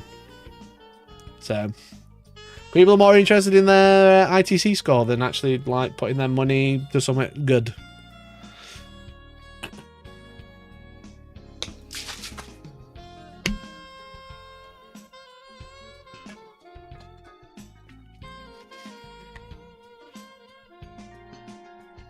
I would simply play at the Outpost, which is a lovely space just down the road. Awesome events there as well. Let's play shopping chat. We have one team event on sale at the minute, but more events are going to be going up next week because we have our first GT of the year this weekend. We have a lot of wonderful people come in, and people hate UKTC and they don't support smaller events. So I don't know what you want me to say. Don't you want me to say?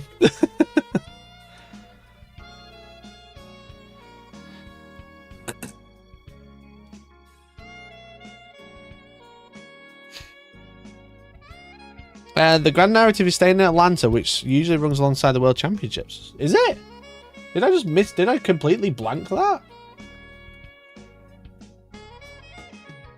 Oh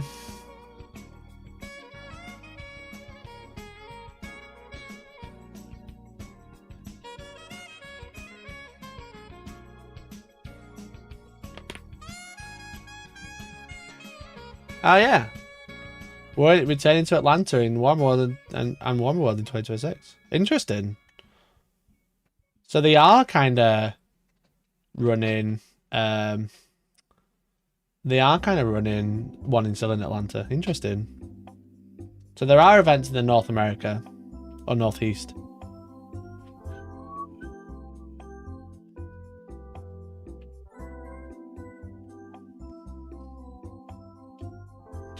Yeah, I did plan that completely.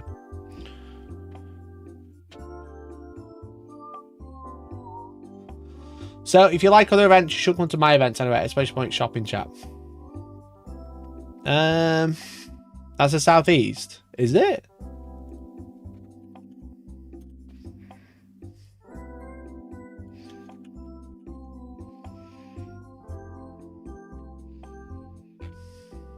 Oh yeah.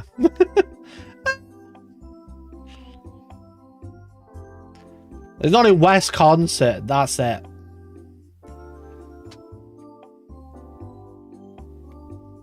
Yeah, you're right. You're right. Do you remember when I went to Atlanta, Georgia, and I googled, "Do you need a visa for Georgia?" and it came up with the other Georgia, and it was like, no, so I didn't get one. And then I was on stream, I was like, "It's surprising you don't need a visa for the US." And everyone was like, "What are you talking about?"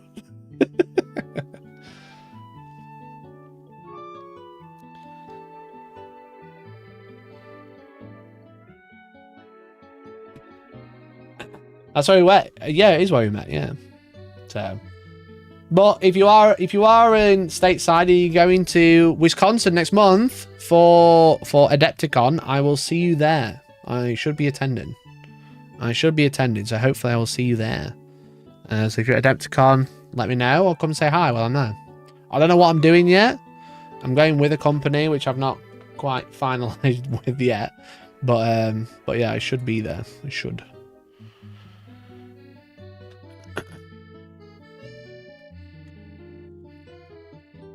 You have to remember the World Cup is on from middle of June to middle of July in US. I should be feels a very non-committal statement for something so close. Yeah, it does. It's almost like the people organising it haven't booked any of the flights or anything yet. So, but that's companies for you. It's not me planning it.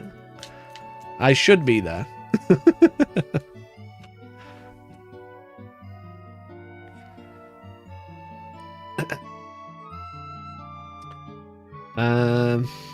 But yeah, I guess the game station were trying to avoid the World Cup just because it'd be so busy as well, you know what I mean?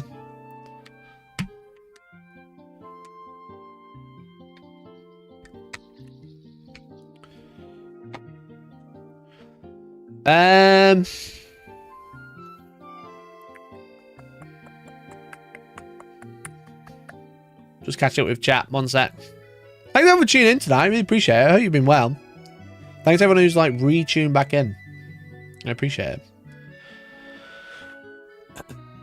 What did I want to talk about next?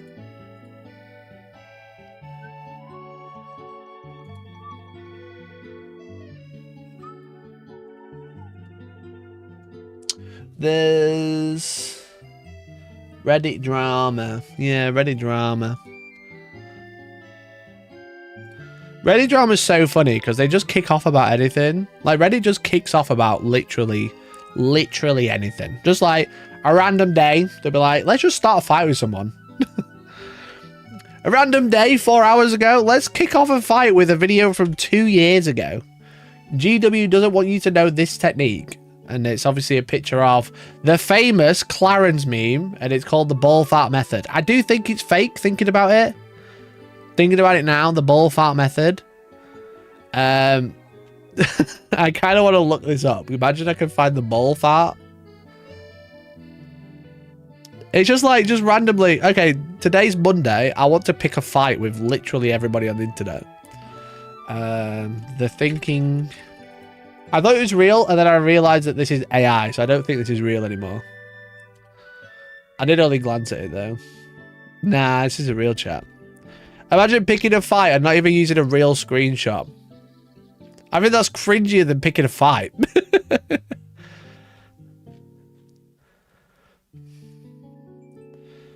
Ball fart method. Have I been rage baited, chat? Nah, it's not coming up. Chat, ball fart's not coming up.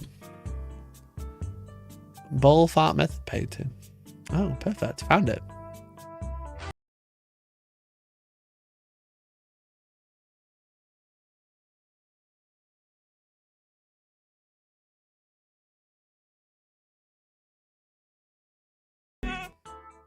Perfect. Why are we not painting Warhammer like this? You know what I mean? With straws. Why has no one done that yet? That's the question. Why has no one done the straw ball fart? I don't even know what genre of thumbnail they're trying to drag here. It's the... Like, obviously it's fake. But, like, it's the GW doesn't want you to know. That's what they call it out, basically. I'm sure there's a few...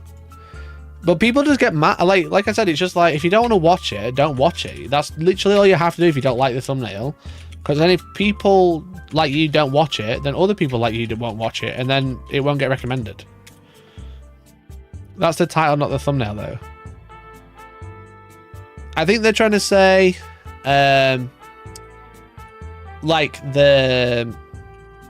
you have the title, which explains it, but, like, the thumbnail is kind of, here's a blurred out version of whatever, you know. They don't want you to know this, and it's blurred out, so you've got to click. There's not even a video called this, by the way.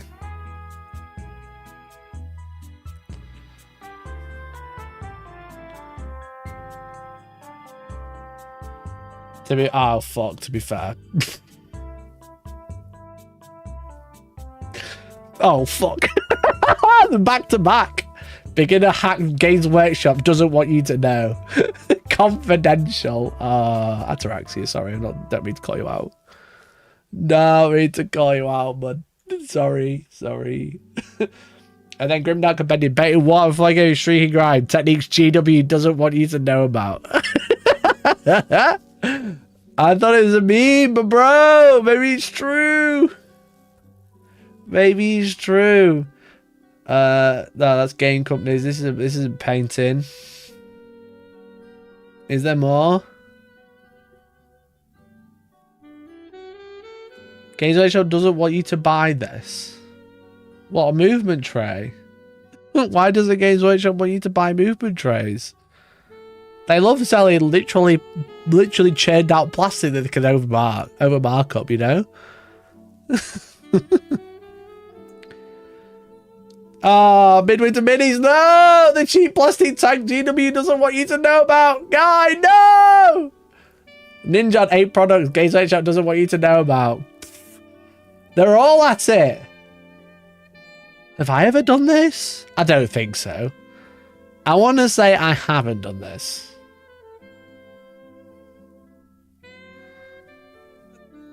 I love how absolutely cooked the YouTube search is. Have I done this? I don't think so. I'll make it a bit more generic, and I'll put Hellstorm.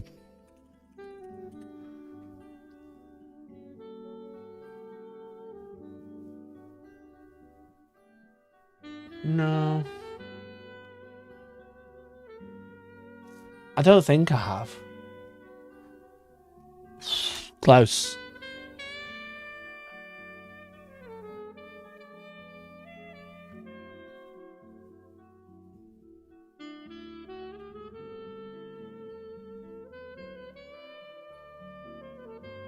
I think I've dodged it. This has got you written all over it. Chat, I'm sure you can come up with a video right now that I can make, and we'll see how it does. I'll make 2 videos and upload them to 2 different channels with 2 different titles. Or I could just do the A/B testing. Games Workshop doesn't want you to know there's more than 36 red cores. I could do that. The video's done well. The numbers can keep going up, would be great. But I could change it. I could put like, Games Workshop doesn't want you to know there's more red Corsairs in this box. But that feels quite long. You know? That feels quite long. It's going to be like, GW doesn't want you to know this. And this is, that's it. You know? That's the thing. I'll try searching my channel.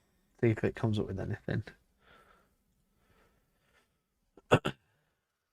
Make a video of this this technique GW doesn't want you to know about, and it's just dry brushing. Bro, my dry brushing shot popped off. Did you see? 200,000 views. And I was like, this is the best dry brushing video I've ever seen. And then all the other comments are like, don't use cardboard, even though that's the first 12 seconds of the video.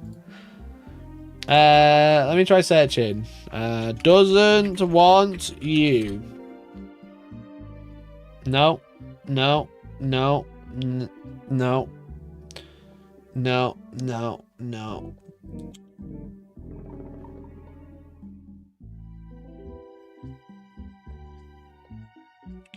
I never did it, chat. Chat, I never did it. I'm not clickbait, it's true. GW doesn't want you to know about this one product. Panel liner.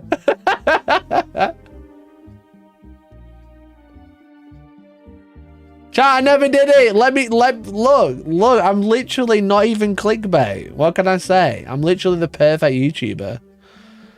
I never did it. 5 tips. Wait. This video flopped. Wait, chat, this video flopped. Okay, 5 tips for new miniature painters. Loading a lot of shorts on it. Give me a second. Give me 1 second. Okay, give me 1 second.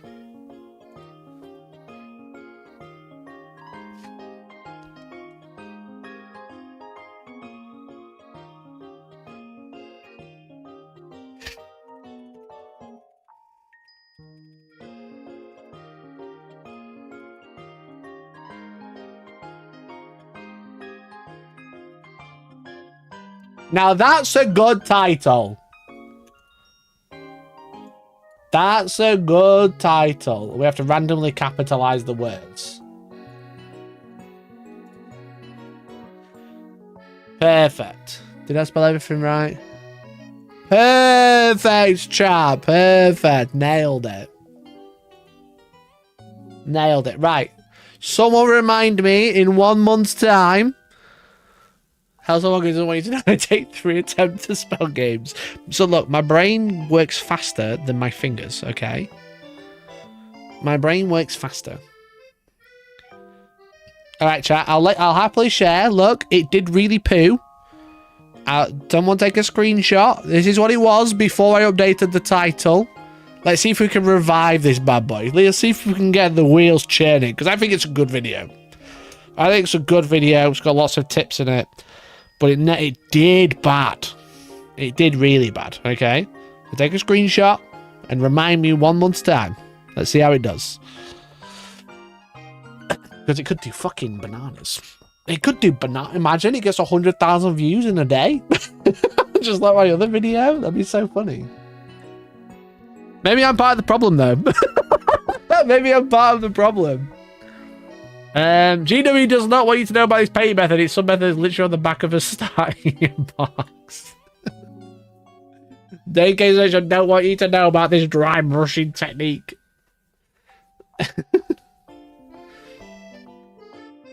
Have you tried the new technique of? Oh, have you tried the new technique of chop chop, where it's prime black and then just fuck on with it?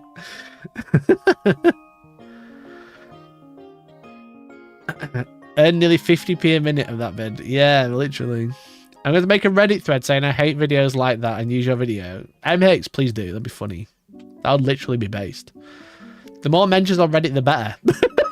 Whenever there's hate threads on Reddit, you know, because obviously whenever there's a hate thread about YouTubers, I'm like, oh, where am I? Where, how many times am I mentioned? Sometimes I even get a mention. It's like, oh, I'm literally L plus ratio fell off. Washed. Unk. That's my unk moment. There's like a thread hating on like discourse minis for being too clickbait, and there's eons of battle being just Jay doing his thing, and I don't even get a mention. What the fuck? I feel left out. I'm like, what have I done wrong? Why is no one talking about how much they hate me? You know? Like I said at the start of the stream, my videos have been doing great. It's getting loads of controversial comments, but if I'm not getting controversial comments, clearly no one's watching. So like, why is no one talking shit about me on Reddit? Chat, I urge you, please talk shit about me on Reddit. It'll be funny. Don't worry about my mental health. That'll be fine. That'll be fine. But I just need you to tell fucking God, I hate this guy. He's so annoying. And then people hate watch my videos. That'd be great. Pro GW tips that anti-GW content creators don't want you to know about. That's also a good video.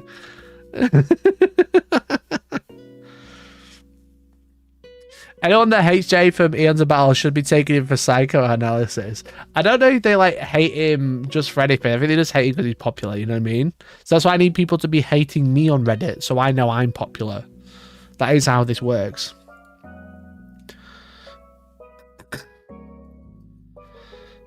Points for no gurning face of a video creator reacting wildly to said blurred model.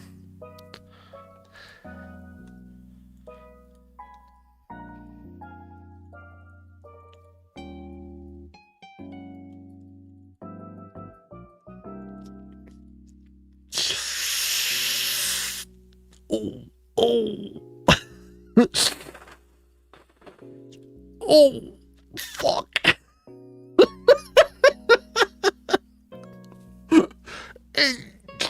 Oh.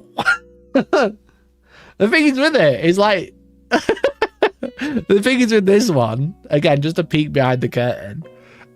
This is the best performing one, you know? They were very similar, don't get me wrong. But again, I don't care, so I'll show you. There it's on here. No. I can test multiple, you know what I mean? I can test multiple all at once. And if I go to my analytics, okay, because I uploaded 3, you might have seen them. I uploaded this one, which I just showed you. Oh. Now they're all very similar. I put on this one, you know, and then I did this one with it had me, but just my hands, you know. It's just my hands holding the box. So I was still in it, but no face.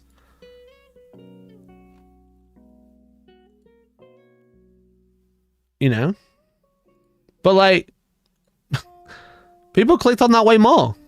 There you go. Here's the analytics for it. Stop it. So I had, there's way more than 36 red Corsairs in this army box, and how to paint them as like one of them, with the just holding the box. I had, there's way more, same title, but with my head over it. And then there was me, gurning face, with blurred out boxes, no painted miniatures, and it says there's way more than 36 red Corsairs in this army box, 36% watch time. Have you thought about learning to do the Mr. Beast smile for your videos? What this? I mean, notice he doesn't smile with his eyes, it's just... Oh, when I smile, you know, my eyes, I get my little crow's feet. He's just like... There's nothing here. No, I did a little bit, I did too much, sorry. That's it. But yeah, like if people are gonna click on the gurney face, I'm gonna still do it. If people didn't click on my face, I won't fucking bother. Well, people do. I'd unsub if I saw the Mr. Beast dead inside fake smile on your thumbnails. Brilliant. But yeah, like people literally click on this one with my face in it and watch for longer. Well, what am I supposed to do? What do you want me to do? Do you want me to not do it? Well, fucking click on the other one then. So it's odd.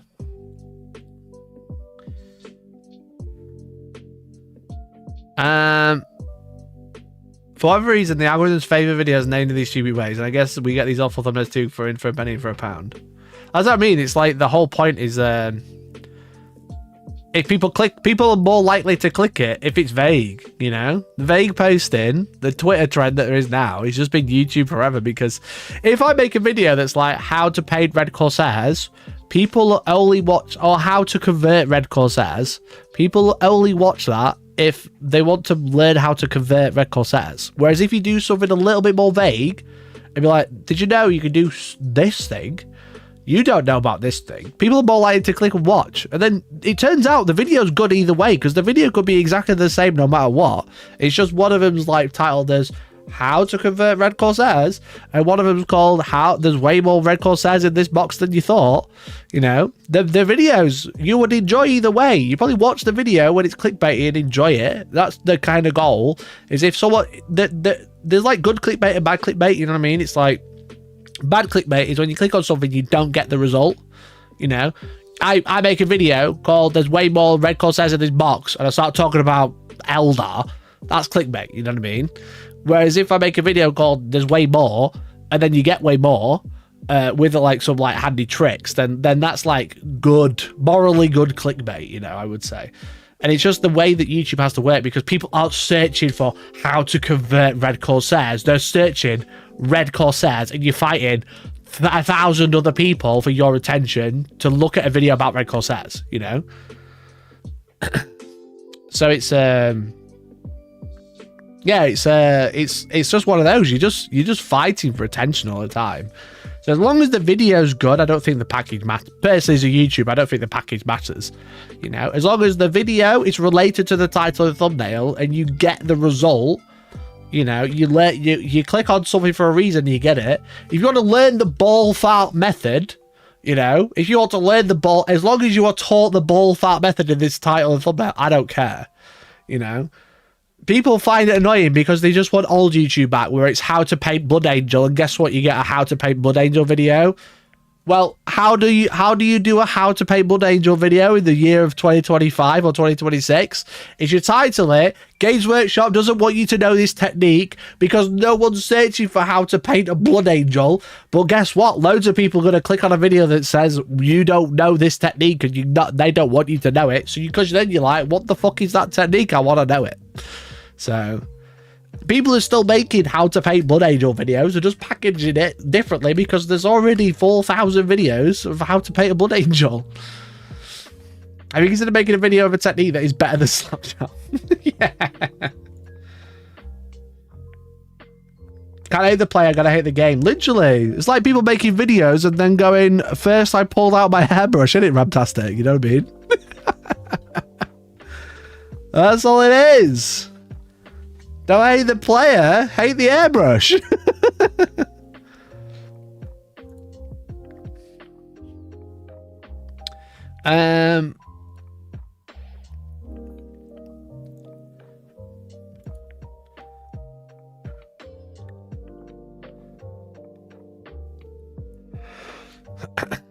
Where are we? That's literally every Squidman video these days. Or something scam something. It was too annoying. I've blocked his channel. Trevelyan has also started doing this, which is a shame as his content used to be real, but he's now on the watch list for potential blocking.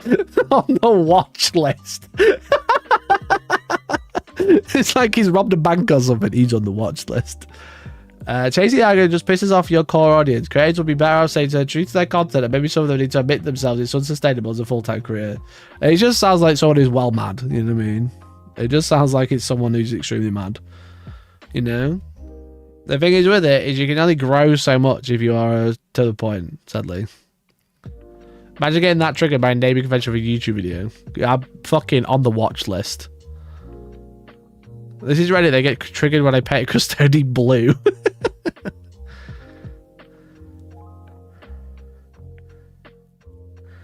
That's the thing. The thing is with it is if you make a video, like especially like Warhammer, right? Is like if I make a video called How to Paint Blood Angels, people who want to paint Blood Angels will watch it, which is very niche, right?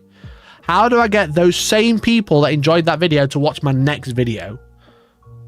How to paint salamanders. Guess what? They don't care about painting salamanders. They wanted to paint Blood Angels. They're not going to watch the video, you know? This is why the art of painting tutorials is basically dead, you know? Some people still do it, don't get me wrong, but it's not like a consistent, like, if that's all they do, the painting coach is a good example of probably like where who hasn't died, because that is what he does. He does paint everything, you know. He paints one after the other, paints everything. But the art of every channel doing like how to paint this, how to paint that is all fundamentally dead, because if someone watches a video of how to paint Blood Angels, they don't care when you want how to paint Admech, how to paint Dark Angels, how to paint whatever. But being able to like package a video in a different way where it's like, how this is something that you've never heard of, this is interesting, try this, you know, then it's completely different. It's way more generic but still in the niche, so it gets everybody watch. It's like available to everybody, not just people who want to paint Blood Angels, you know. If you wanted to do a video how to paint Blood Angels, the next best video is to how to paint Death Company and then how to paint Sanguinary Guard, and then you're basically done. You have run out of content to make, you know.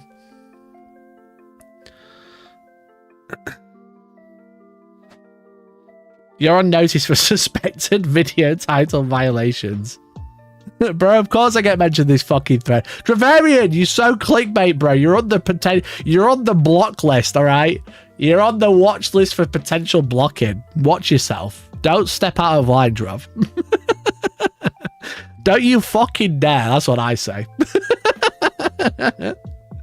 Don't even think about making another video. That's how I did the descriptive title 7 years ago. Yeah, literally. Like, it's just like I say, it's just dead now. It just doesn't make any sense. It doesn't make any sense. Because I'll post a thread on Discord. I could post a thread if you want. I'll post a thread in chat now. But it's just on r/Warhammer. Dude said lately. Even Duncan is like, I think Duncan is probably one of the few who still does it, right? But that's because he's just riding the coattails of his old job. You know? He's riding the coattails of his old job, and it works. Because it's Duncan, you know? But he barely does. How to paint Space Hulk Battle Leader. Has the art of seeing ability been lost in Warhammer? This is literally everything that Ballfart method is wrong with it. Stupid face, blurred out arrow. That is everything he hates. And I bet that account was going to comment this like, God, Duncan Rhodes, he's so based. You know? Let's have a look at another one. Learn to drive brush like a pro. Wait, I'm sure he's got something doesn't want. I'm sure he's got that somewhere. I tried some new techniques on painting my trench crusades. God. Change that Gundam thumbnail. Did he? It's an awful thumbnail. I don't know how he does it. It's a bad thumbnail.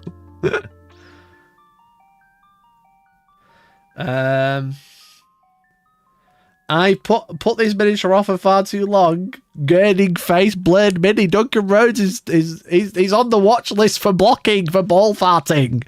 Can't believe he's ball farting. The original was psychotic. What was it?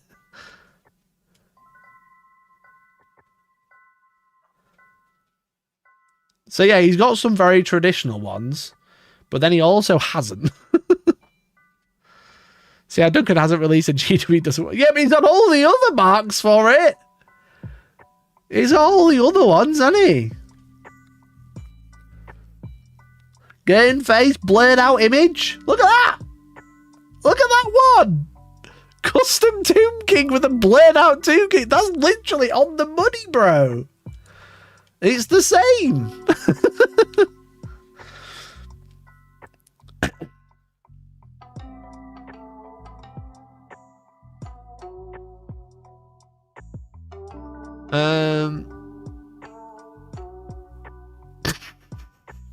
His titling's a little bit more on the nose, though, you know.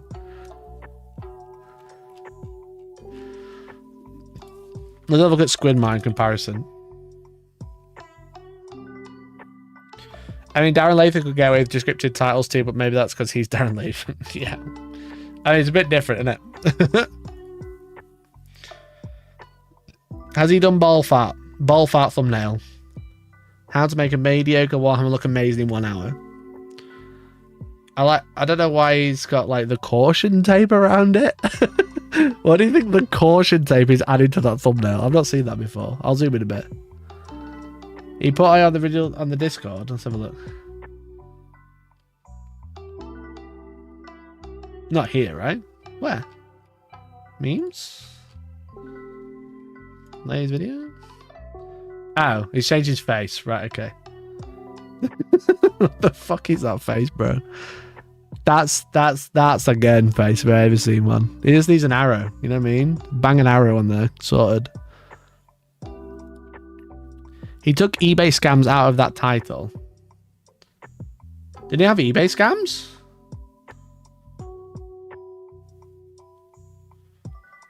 Yeah, what's the fucking like street barrier site thing added to that thumbnail? I got no idea. Games Workshop kept it secret for 40 years, finally exposed. That's a ball fart thumbnail if I ever saw one. That's a big ball fart thumbnail, you know? That's literally the same. That's what I'm going to call them now, ball farts.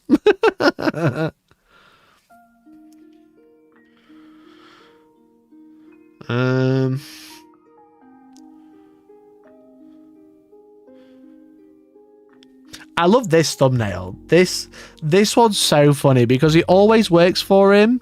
Noob level 14 pro. This is from an old app. It's the Mafia boss meme. It's from like 7 or 8, maybe even more years ago. Noob Mafia boss meme.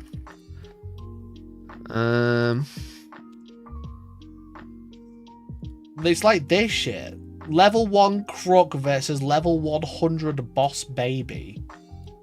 It's like this type of shit. And I don't know why you still... I mean, it still works, clearly. Mafia Pro versus Mafia Noob. Does it say when this was made? Made 5 years ago. Level 1 crook, level 100 Mafia boss. It's so odd that he still uses this as a format. He still does it. But it clearly works. You know, literally no on mobile heads. Level 1 crook, level 35 boss 6 years ago. It was like a random mobile game. Was it this?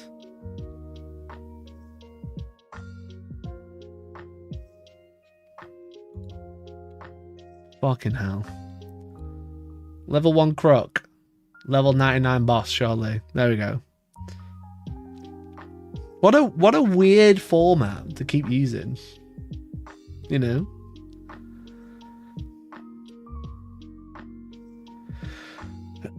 I don't think Squidmar does that many ball fart method thumbnails.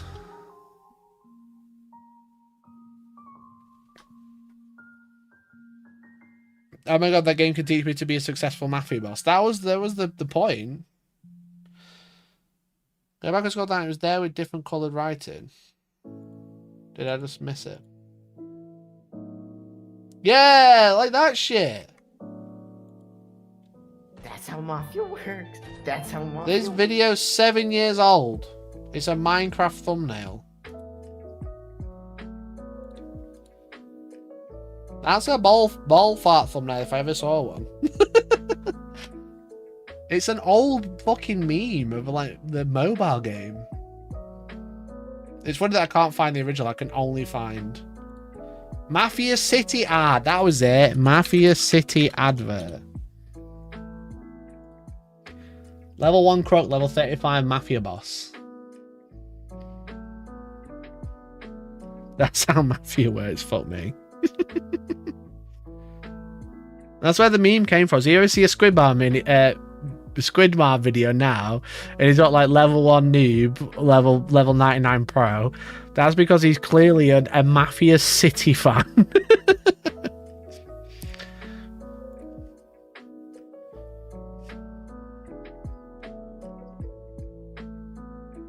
We spent 200 hours on this Warhammer video, but we'll never publish it. Published it. YouTube film is so funny.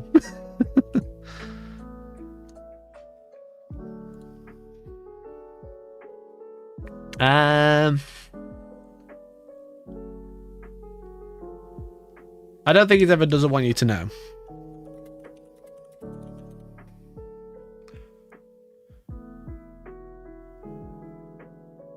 Nah. Nah. He ain't done it, chat. He ain't done it. Yeah. Anyway, a bit of a rogue one. Did you see the Evangelion announcement that happened this morning?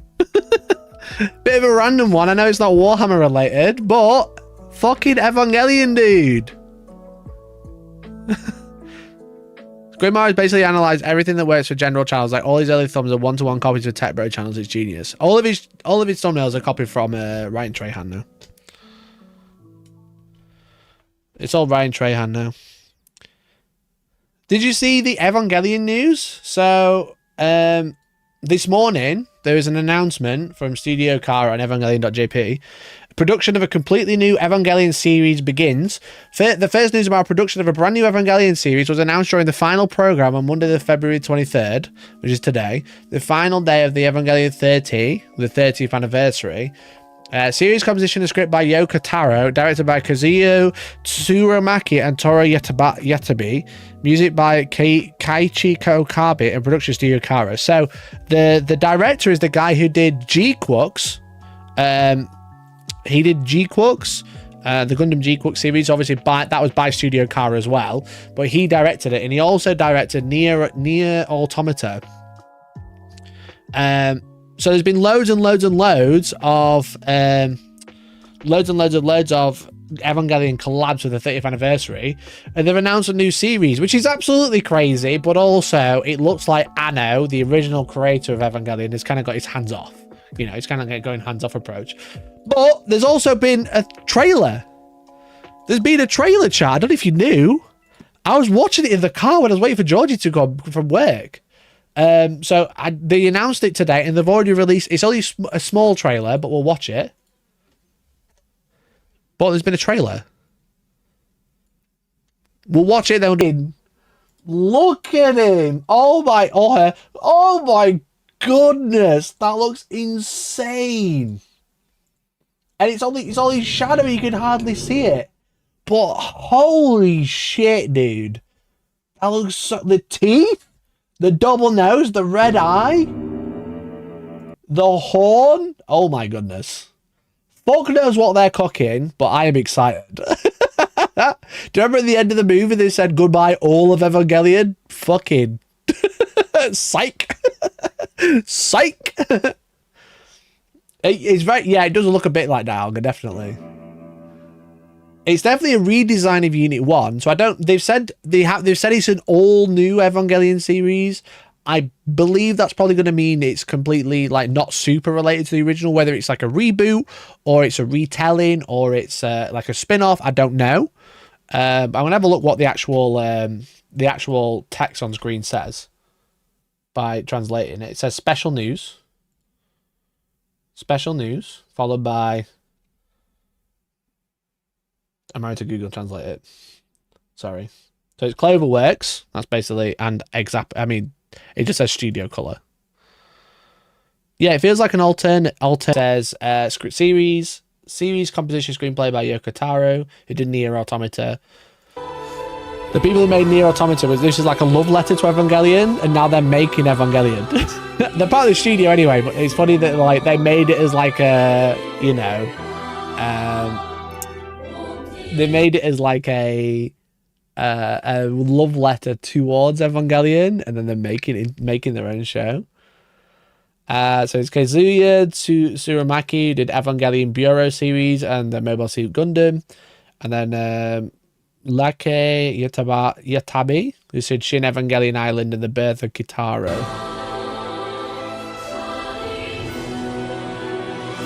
I wish I'd read Japanese, but I just have to use an app to fucking...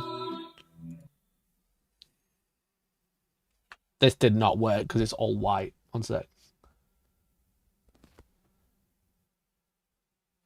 Evangelion, completely new series, start of production. So they're really far behind. This is all just concept, really. And then yeah, that the Ava looks so good. It looks absolutely insane. One more. Don't miss it. Fuck, I missed it.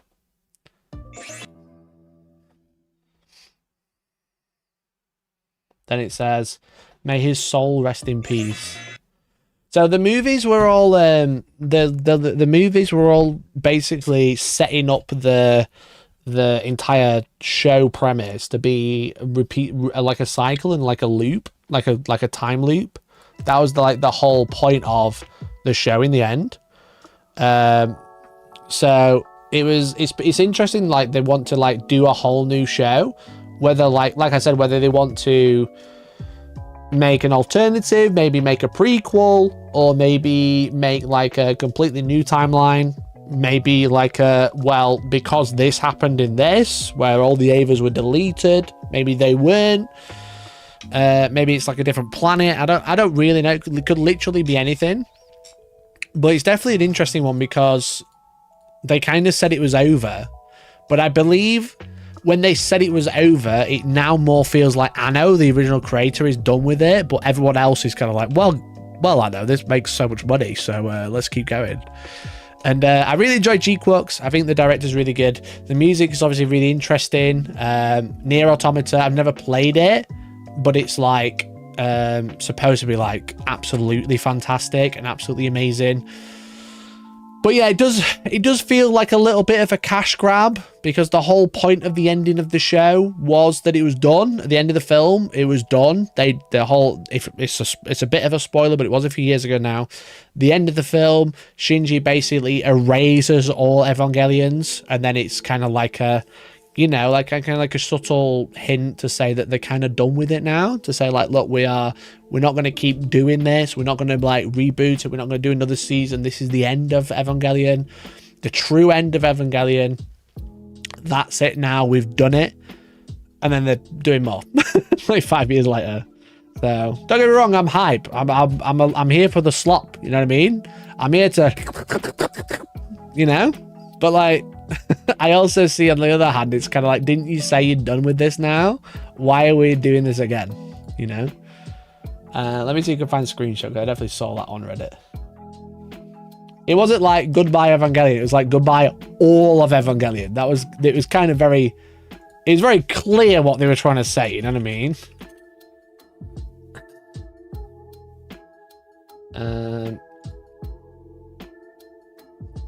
It doesn't help that there's multiple fucking multiple subreddits.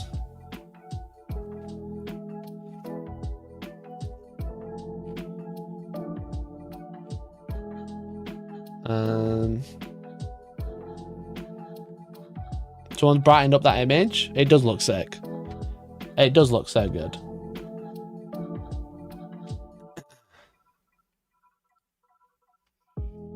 Let me try Evangelion rather than Neon Genesis.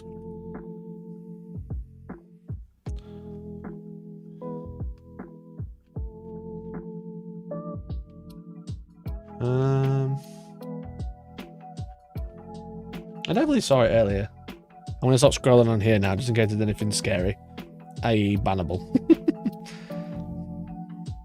It might have even been on Twitter.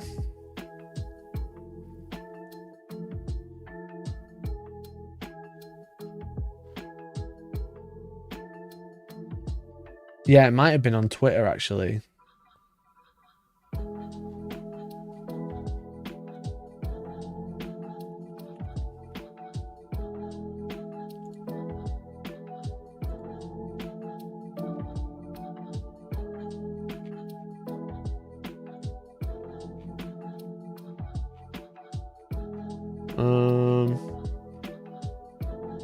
I can't find it.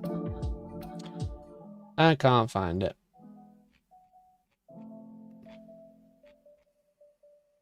I think it kind of sums it up there, doesn't it? That kind of sums it up a little bit.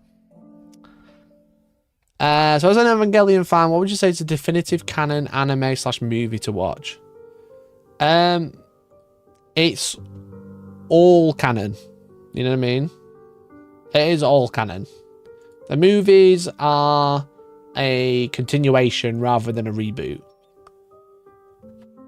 One of the movies is literally called You Cannot Redo. You know what I mean? One of the movies is literally called You Cannot Redo. That's the whole point.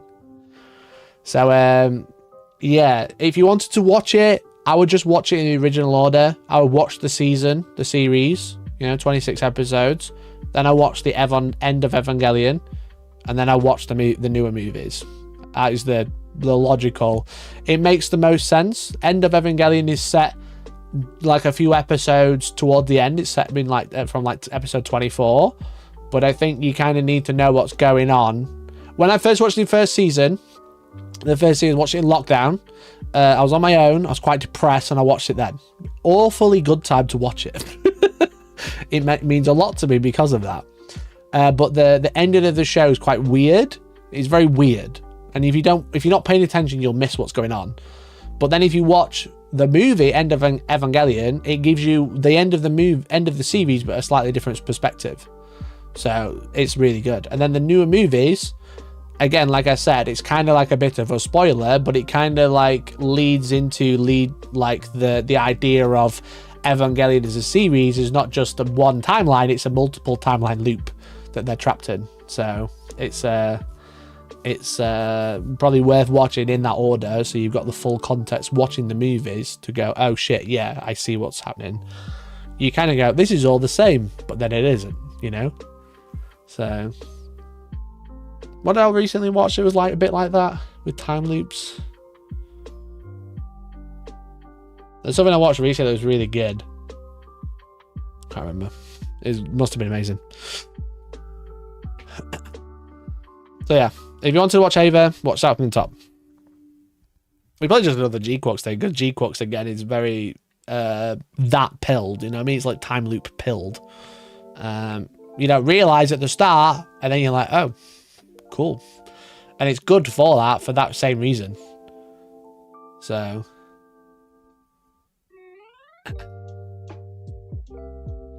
it's honestly so funny to me that even after all these years later, they just ran out of money.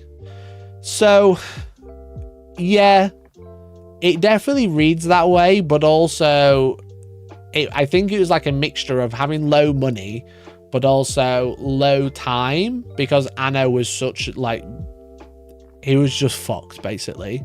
Mentally he was just fucked. But yeah, it's very, the original ending of the series is very odd. But now, because there's been so much more media around it to explain it, it makes so much, it like kind of works now, you know what I mean? Like back then, if that was the ending, when I first watched it, I didn't realize anything else. I was so mad. I literally sent a video to Elliot where I'm punching the camera and I'm like, go fuck yourself for making me watch this. But now there's so much more to give context of what's happening at the end of the show. I think it just works like as an art piece, as like a concept piece. It works so well. It's really good. But if that was the only ending, fuck me, I'd be so mad. If I watched it in 97 or whatever it was, 96, and then that was the only ending I got, and I had to wait 7 years or something for the true extra ending to explain everything, I'd be so mad. Because End of Evangelion is such an amazingly beautiful movie, but it's basically episode 24, but like the camera's over here, you know what I mean? Episode 24, 25, and 26 are rolling, and you're watching from here, which is way better rather than being like in the center of it.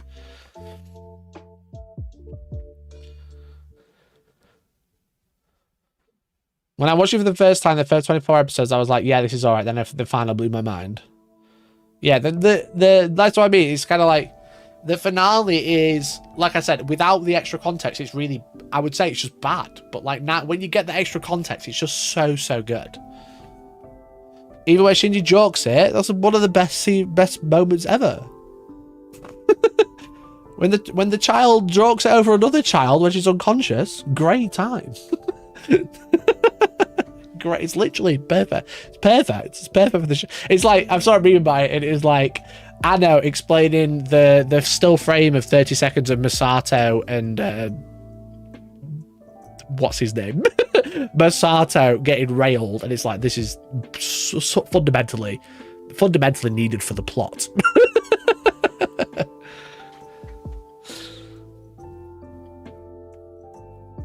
But yeah, so like the end of Evangelion is a fantastically beautiful movie, and then the rebuild movies which again, it's kind of like Final Fantasy VII. It's kind of like Final Fantasy VII Remake. It's billed as a remake. It's not a remake. It's a sequel, okay? The films are a sequel, and the games are the sequel. Like, it's so, like, crucial that you understand that watching it and playing it.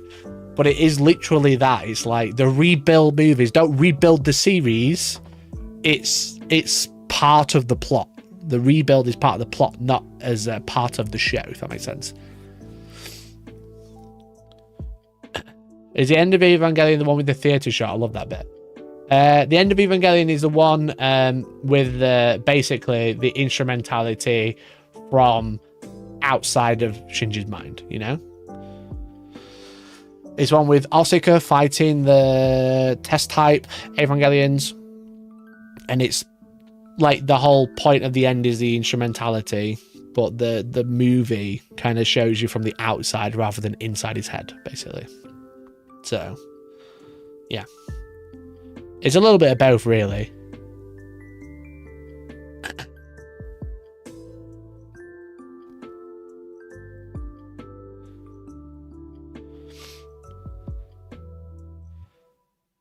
The big boom. Yeah.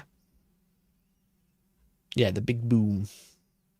So, it's good. It's good. It's good shit. I just love Ava. I'm just absolutely infatuated by it.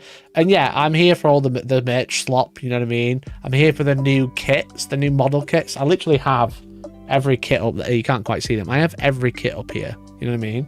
I'm missing a few, but I've basically got nearly every kit. I'm just obsessed with it. I'm just obsessed with it, honestly. So, I love it. And then Evangelion made me watch G-Quarks. And then G-Quarks got me into Gundam. So, yeah. Making part of the problem. I am part of the problem. You know what? Fine. Fine. That's what I live for. I said to Georgie, I was like, oh, look. There's a new Evangelion show coming out. Looks like I've got another reason to stick around. Didn't I? You literally said that in the car. I said that in the car. I was like, I just watched the trailer. He said this to me. He picks me up from my actual job, my like 9 to 5 job, where I've had a really long day. He's like, guess I've got to keep on going now because I've got a new anime to watch. It's true. It's true. Wait. Not you, sorry. Breaking news, Maelstrom Drukhari box is being recalled. Mike, are you okay? I'm a YouTuber. Do you think I'm okay? What's this? Is this one Warhammer community? What's happening? Breaking news! Where is this news?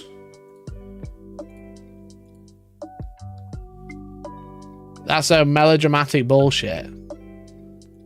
Message from here. The Maelstrom battalion is being recalled. GDU contracted the local gaming store a visit with the news. They recalled the new Drukhari battalion because of an error. After they checked the box, the local game store found out they forgot to put the Hellions inside the box.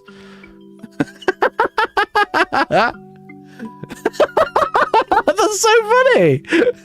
Whoopsie. Chat, that's what we call shrinkflation. That's what we call shrinkflation. We apologize for the inconvenience, but Games Workshop has informed us that they are recalling the Maelstrom battalion Drukhari and prohibiting the item from sale. At this time, we have not been provided with a reason for the recall. However, we've been instructed that we are not permitted to ship these boxes. Oh dear. Oh dear, oh dear. Whoopsie. The Hellions have gone chasing for Corsair rated one.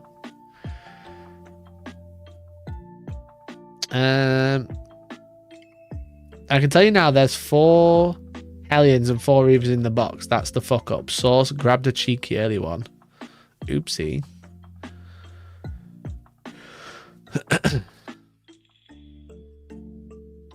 Go for an lazy. Do you love Drukhari? Will put more time into a short top quality box than the other faction. Madge.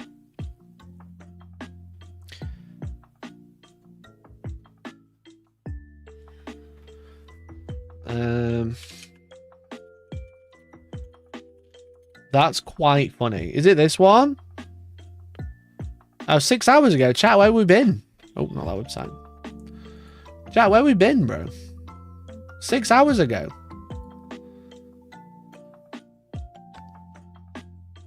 Why are we so slow?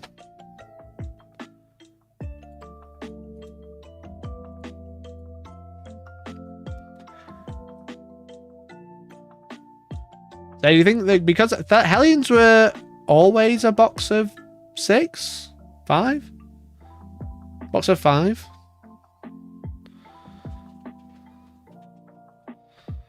Oopsie daisy. What a nightmare. I told you, Games Workshop are releasing far too much shit. I did tell you, Games Workshop are releasing far too much shit, far too quick. God, what an absolute nightmare that's going to be. This is out this weekend as well, right? This is out Saturday. How do they mess up the unit count? I don't know. They might have just not put any in. I don't know. Or maybe they just put like half a sprue in. Because the Hellions are probably 2 sprues.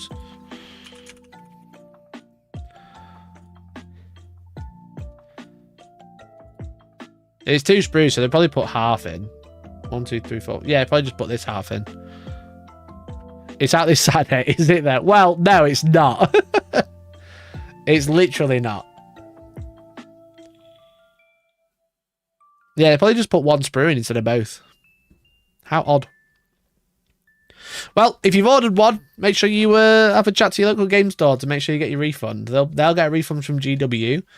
So yeah, make sure you get your refund from your local game store. Awful for them, or absolutely awful for the game stores. But hopefully they just get refunded and get to keep the product and they can do what they want with it later. That'd be nice. Nightmare. Eee. Anyway, chat, that's about it for today, I think. That's about it for today. I hope you've enjoyed the stream. Thanks so much, everyone, for tuning in. I really appreciate it. I hope you've all been well. I hope you've all been good. It's been a good stream, I think. I feel like I've been very productive in the stream as well, which is definitely a change. I feel like it's been so, like, busy, but also not busy, if that makes sense. It's like loads of stuff is happening, but it's so, like, just non-news. Well, you don't want to dedicate another hour to how poo the new combat patrols are. I don't, because combat patrols are always poo. Look, I don't want to be a hater, but combat patrols are always poo because they just sell you so much shit that you don't want. I'm sorry, that's fact. Also, Georgie left some magic stars on my desk because they think that's on purpose. Because they're not going to last. Chat, magic stars are the best chocolate, let's be honest.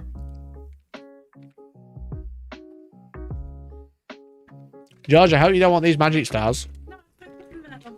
Wow. I did that thing where I ate too many and I felt really sick, so I'm just like... And by too many, I mean like 4. So... I just put 6 in my mouth. Jesus. Let's say to that.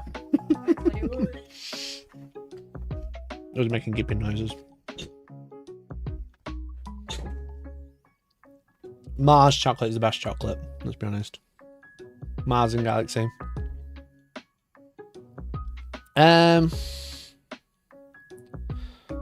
These are so much words. 2 units in transport. I did kind of nosy earlier, and I was like, "What was the red Corsair one doing?" We'll do combat patrols on Wednesday. I had a Milky Way crispy roll for the first time in like 20 years the weekend. Unreal. Oh, Milky Way crispy roll is so beast. Milky Way crispy roll. What a beast chocolate. Me and George have become obsessed with vanilla wafer rolls from Lidl. God. That's basically that, but with better middle and better chocolate coating. The group one looks cool, but I doubt it's good in terms of units. The Eldar one is nice. The other two dog shit. I thought the Eldar one looked good. Yeah. Well, I'll do that Wednesday. I'll do a proper breakdown on Wednesday. So yeah, thanks everyone for tuning in. It's been views have been high, super chats have been high, been crazy. So thanks so much. I'll be back on Wednesday And then I might be back Friday. I don't want to promise because I've got an event this weekend, so I'm not 100% sure what's happening this weekend.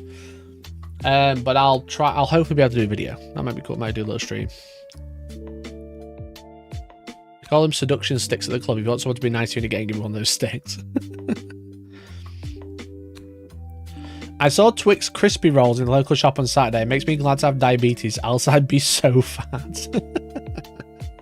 Well, you know, silver lining to something, isn't there? You know what I mean? It's got to be a silver lining.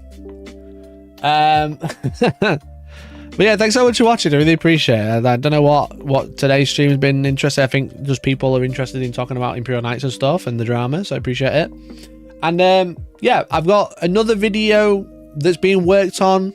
I've got like multiple videos that are being worked on at the minute, and I'm going to try and start pumping out content on the second channel again as well. I'm just like feeling... I don't know. I'm feeling weird recently. I'm just like... I just want to like crack on with stuff, and it feels like I'm not doing anything. So I just want to just do some quick, easy projects. Is it a video about something GW doesn't want you to know? It's true. So I'll be on for Pokemon Day on Friday. Yeah. You know what? Yeah, I think I should be on for Friday for Pokemon Day. Because yeah, there's going to be a big announcement, right?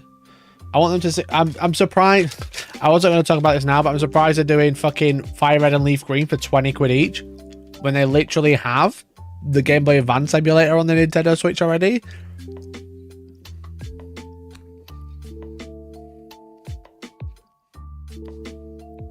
Fuck me, I guess. You know what I mean? Like, we've got fucking Game Boy emulator that I pay £40 a year for, and they don't even put Pokemon on it. Fire and Leaf Green saying which they don't have home support, which about them previously saying they would. Have they removed that? Because I'm sure it did say that. He said, but it said it was coming soon.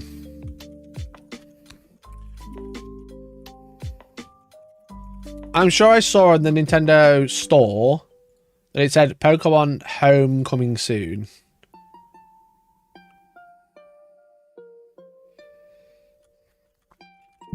That doesn't say on the website.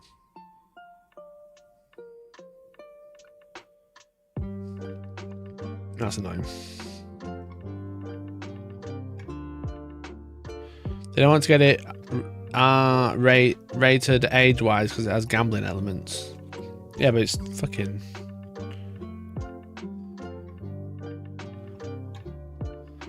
+3. But yeah, it doesn't have a line. It doesn't have Pokemon Home, which is kind of like what people thought the reason for it being a separate release was, is so you couldn't like dupe it.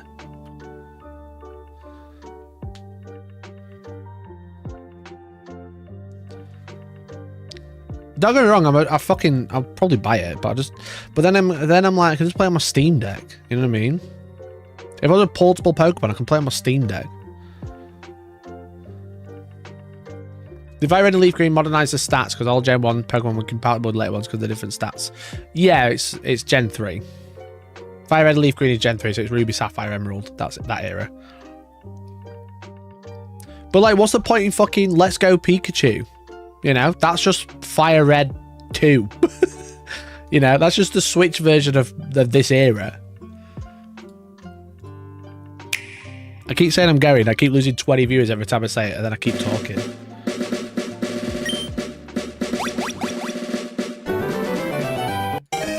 But like, if I fucking play it and it's not even widescreen support on my Switch, I'll be so mad. It should be because it's from a Game Boy Advance. But if I fucking pay 20 quid for a game I bought for like 30 years ago, 20 years ago, and then it's fucking black all around the edge, I'm gonna be so pissed off. It better not be a Game Boy Advance port, 1-for-1, where I could have played it on the emulator that I pay £40 a year for. Oh, my brother pays £40 a year and I give him a cup.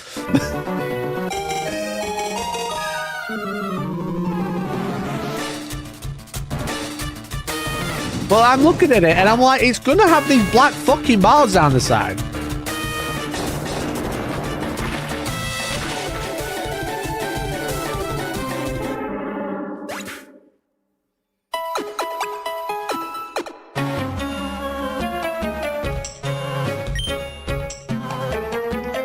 Giovanni.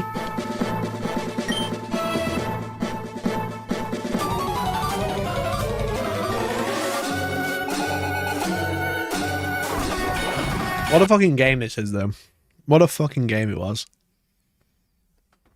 God. I still have my Charizard and Blastoise from the original one on Diamond. On Soul Silver, sorry, because I traded them to Diamond and Soul Silver. And I still have them. Still have them there on my DS. I haven't played it in years. But I got Soul Silver with the Pokewalker. Chat, I know, but I bought it on release, can you believe? With the fucking Pokewalker. Can you get anybody who ties with Pokemon music? Not if you want to play it on stream. Nope. Game music's usually pretty chill because they want to play it on because they want you to advertise it on stream.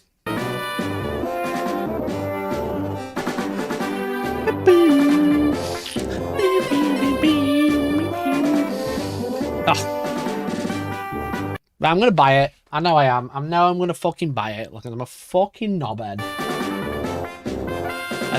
And then I'm gonna fucking play it, and then I'm gonna be like, why is it not widescreen support? Why is there no speed up button? And why can't I trade online, bro? I'm gonna be so mad. I'm gonna be so fucking triggered. Nuzlocke run where you name all the Pokemon after chat. We should. I mean, I could do that. If I wasn't doing an event this weekend, I would probably do a live stream on my second channel, like a Nuzlocke run. That would be quite cool. Could do it next week, maybe. Could do it next week. When's it come out this weekend? New Gundam comes out this week. Fuck me, what a week. New Gundam kits are out this week. Holy shit, dude. Right, I'm gonna go. I keep talking. Chat, I love talking to you. What can I say? But I'm not parasocial, I promise. I'm gonna go now. Thanks so much for watching. Thanks for hanging out. I really appreciate it. I'll hopefully see you on Wednesday. And we'll do that. And then I've got an event this weekend, so I'm busy.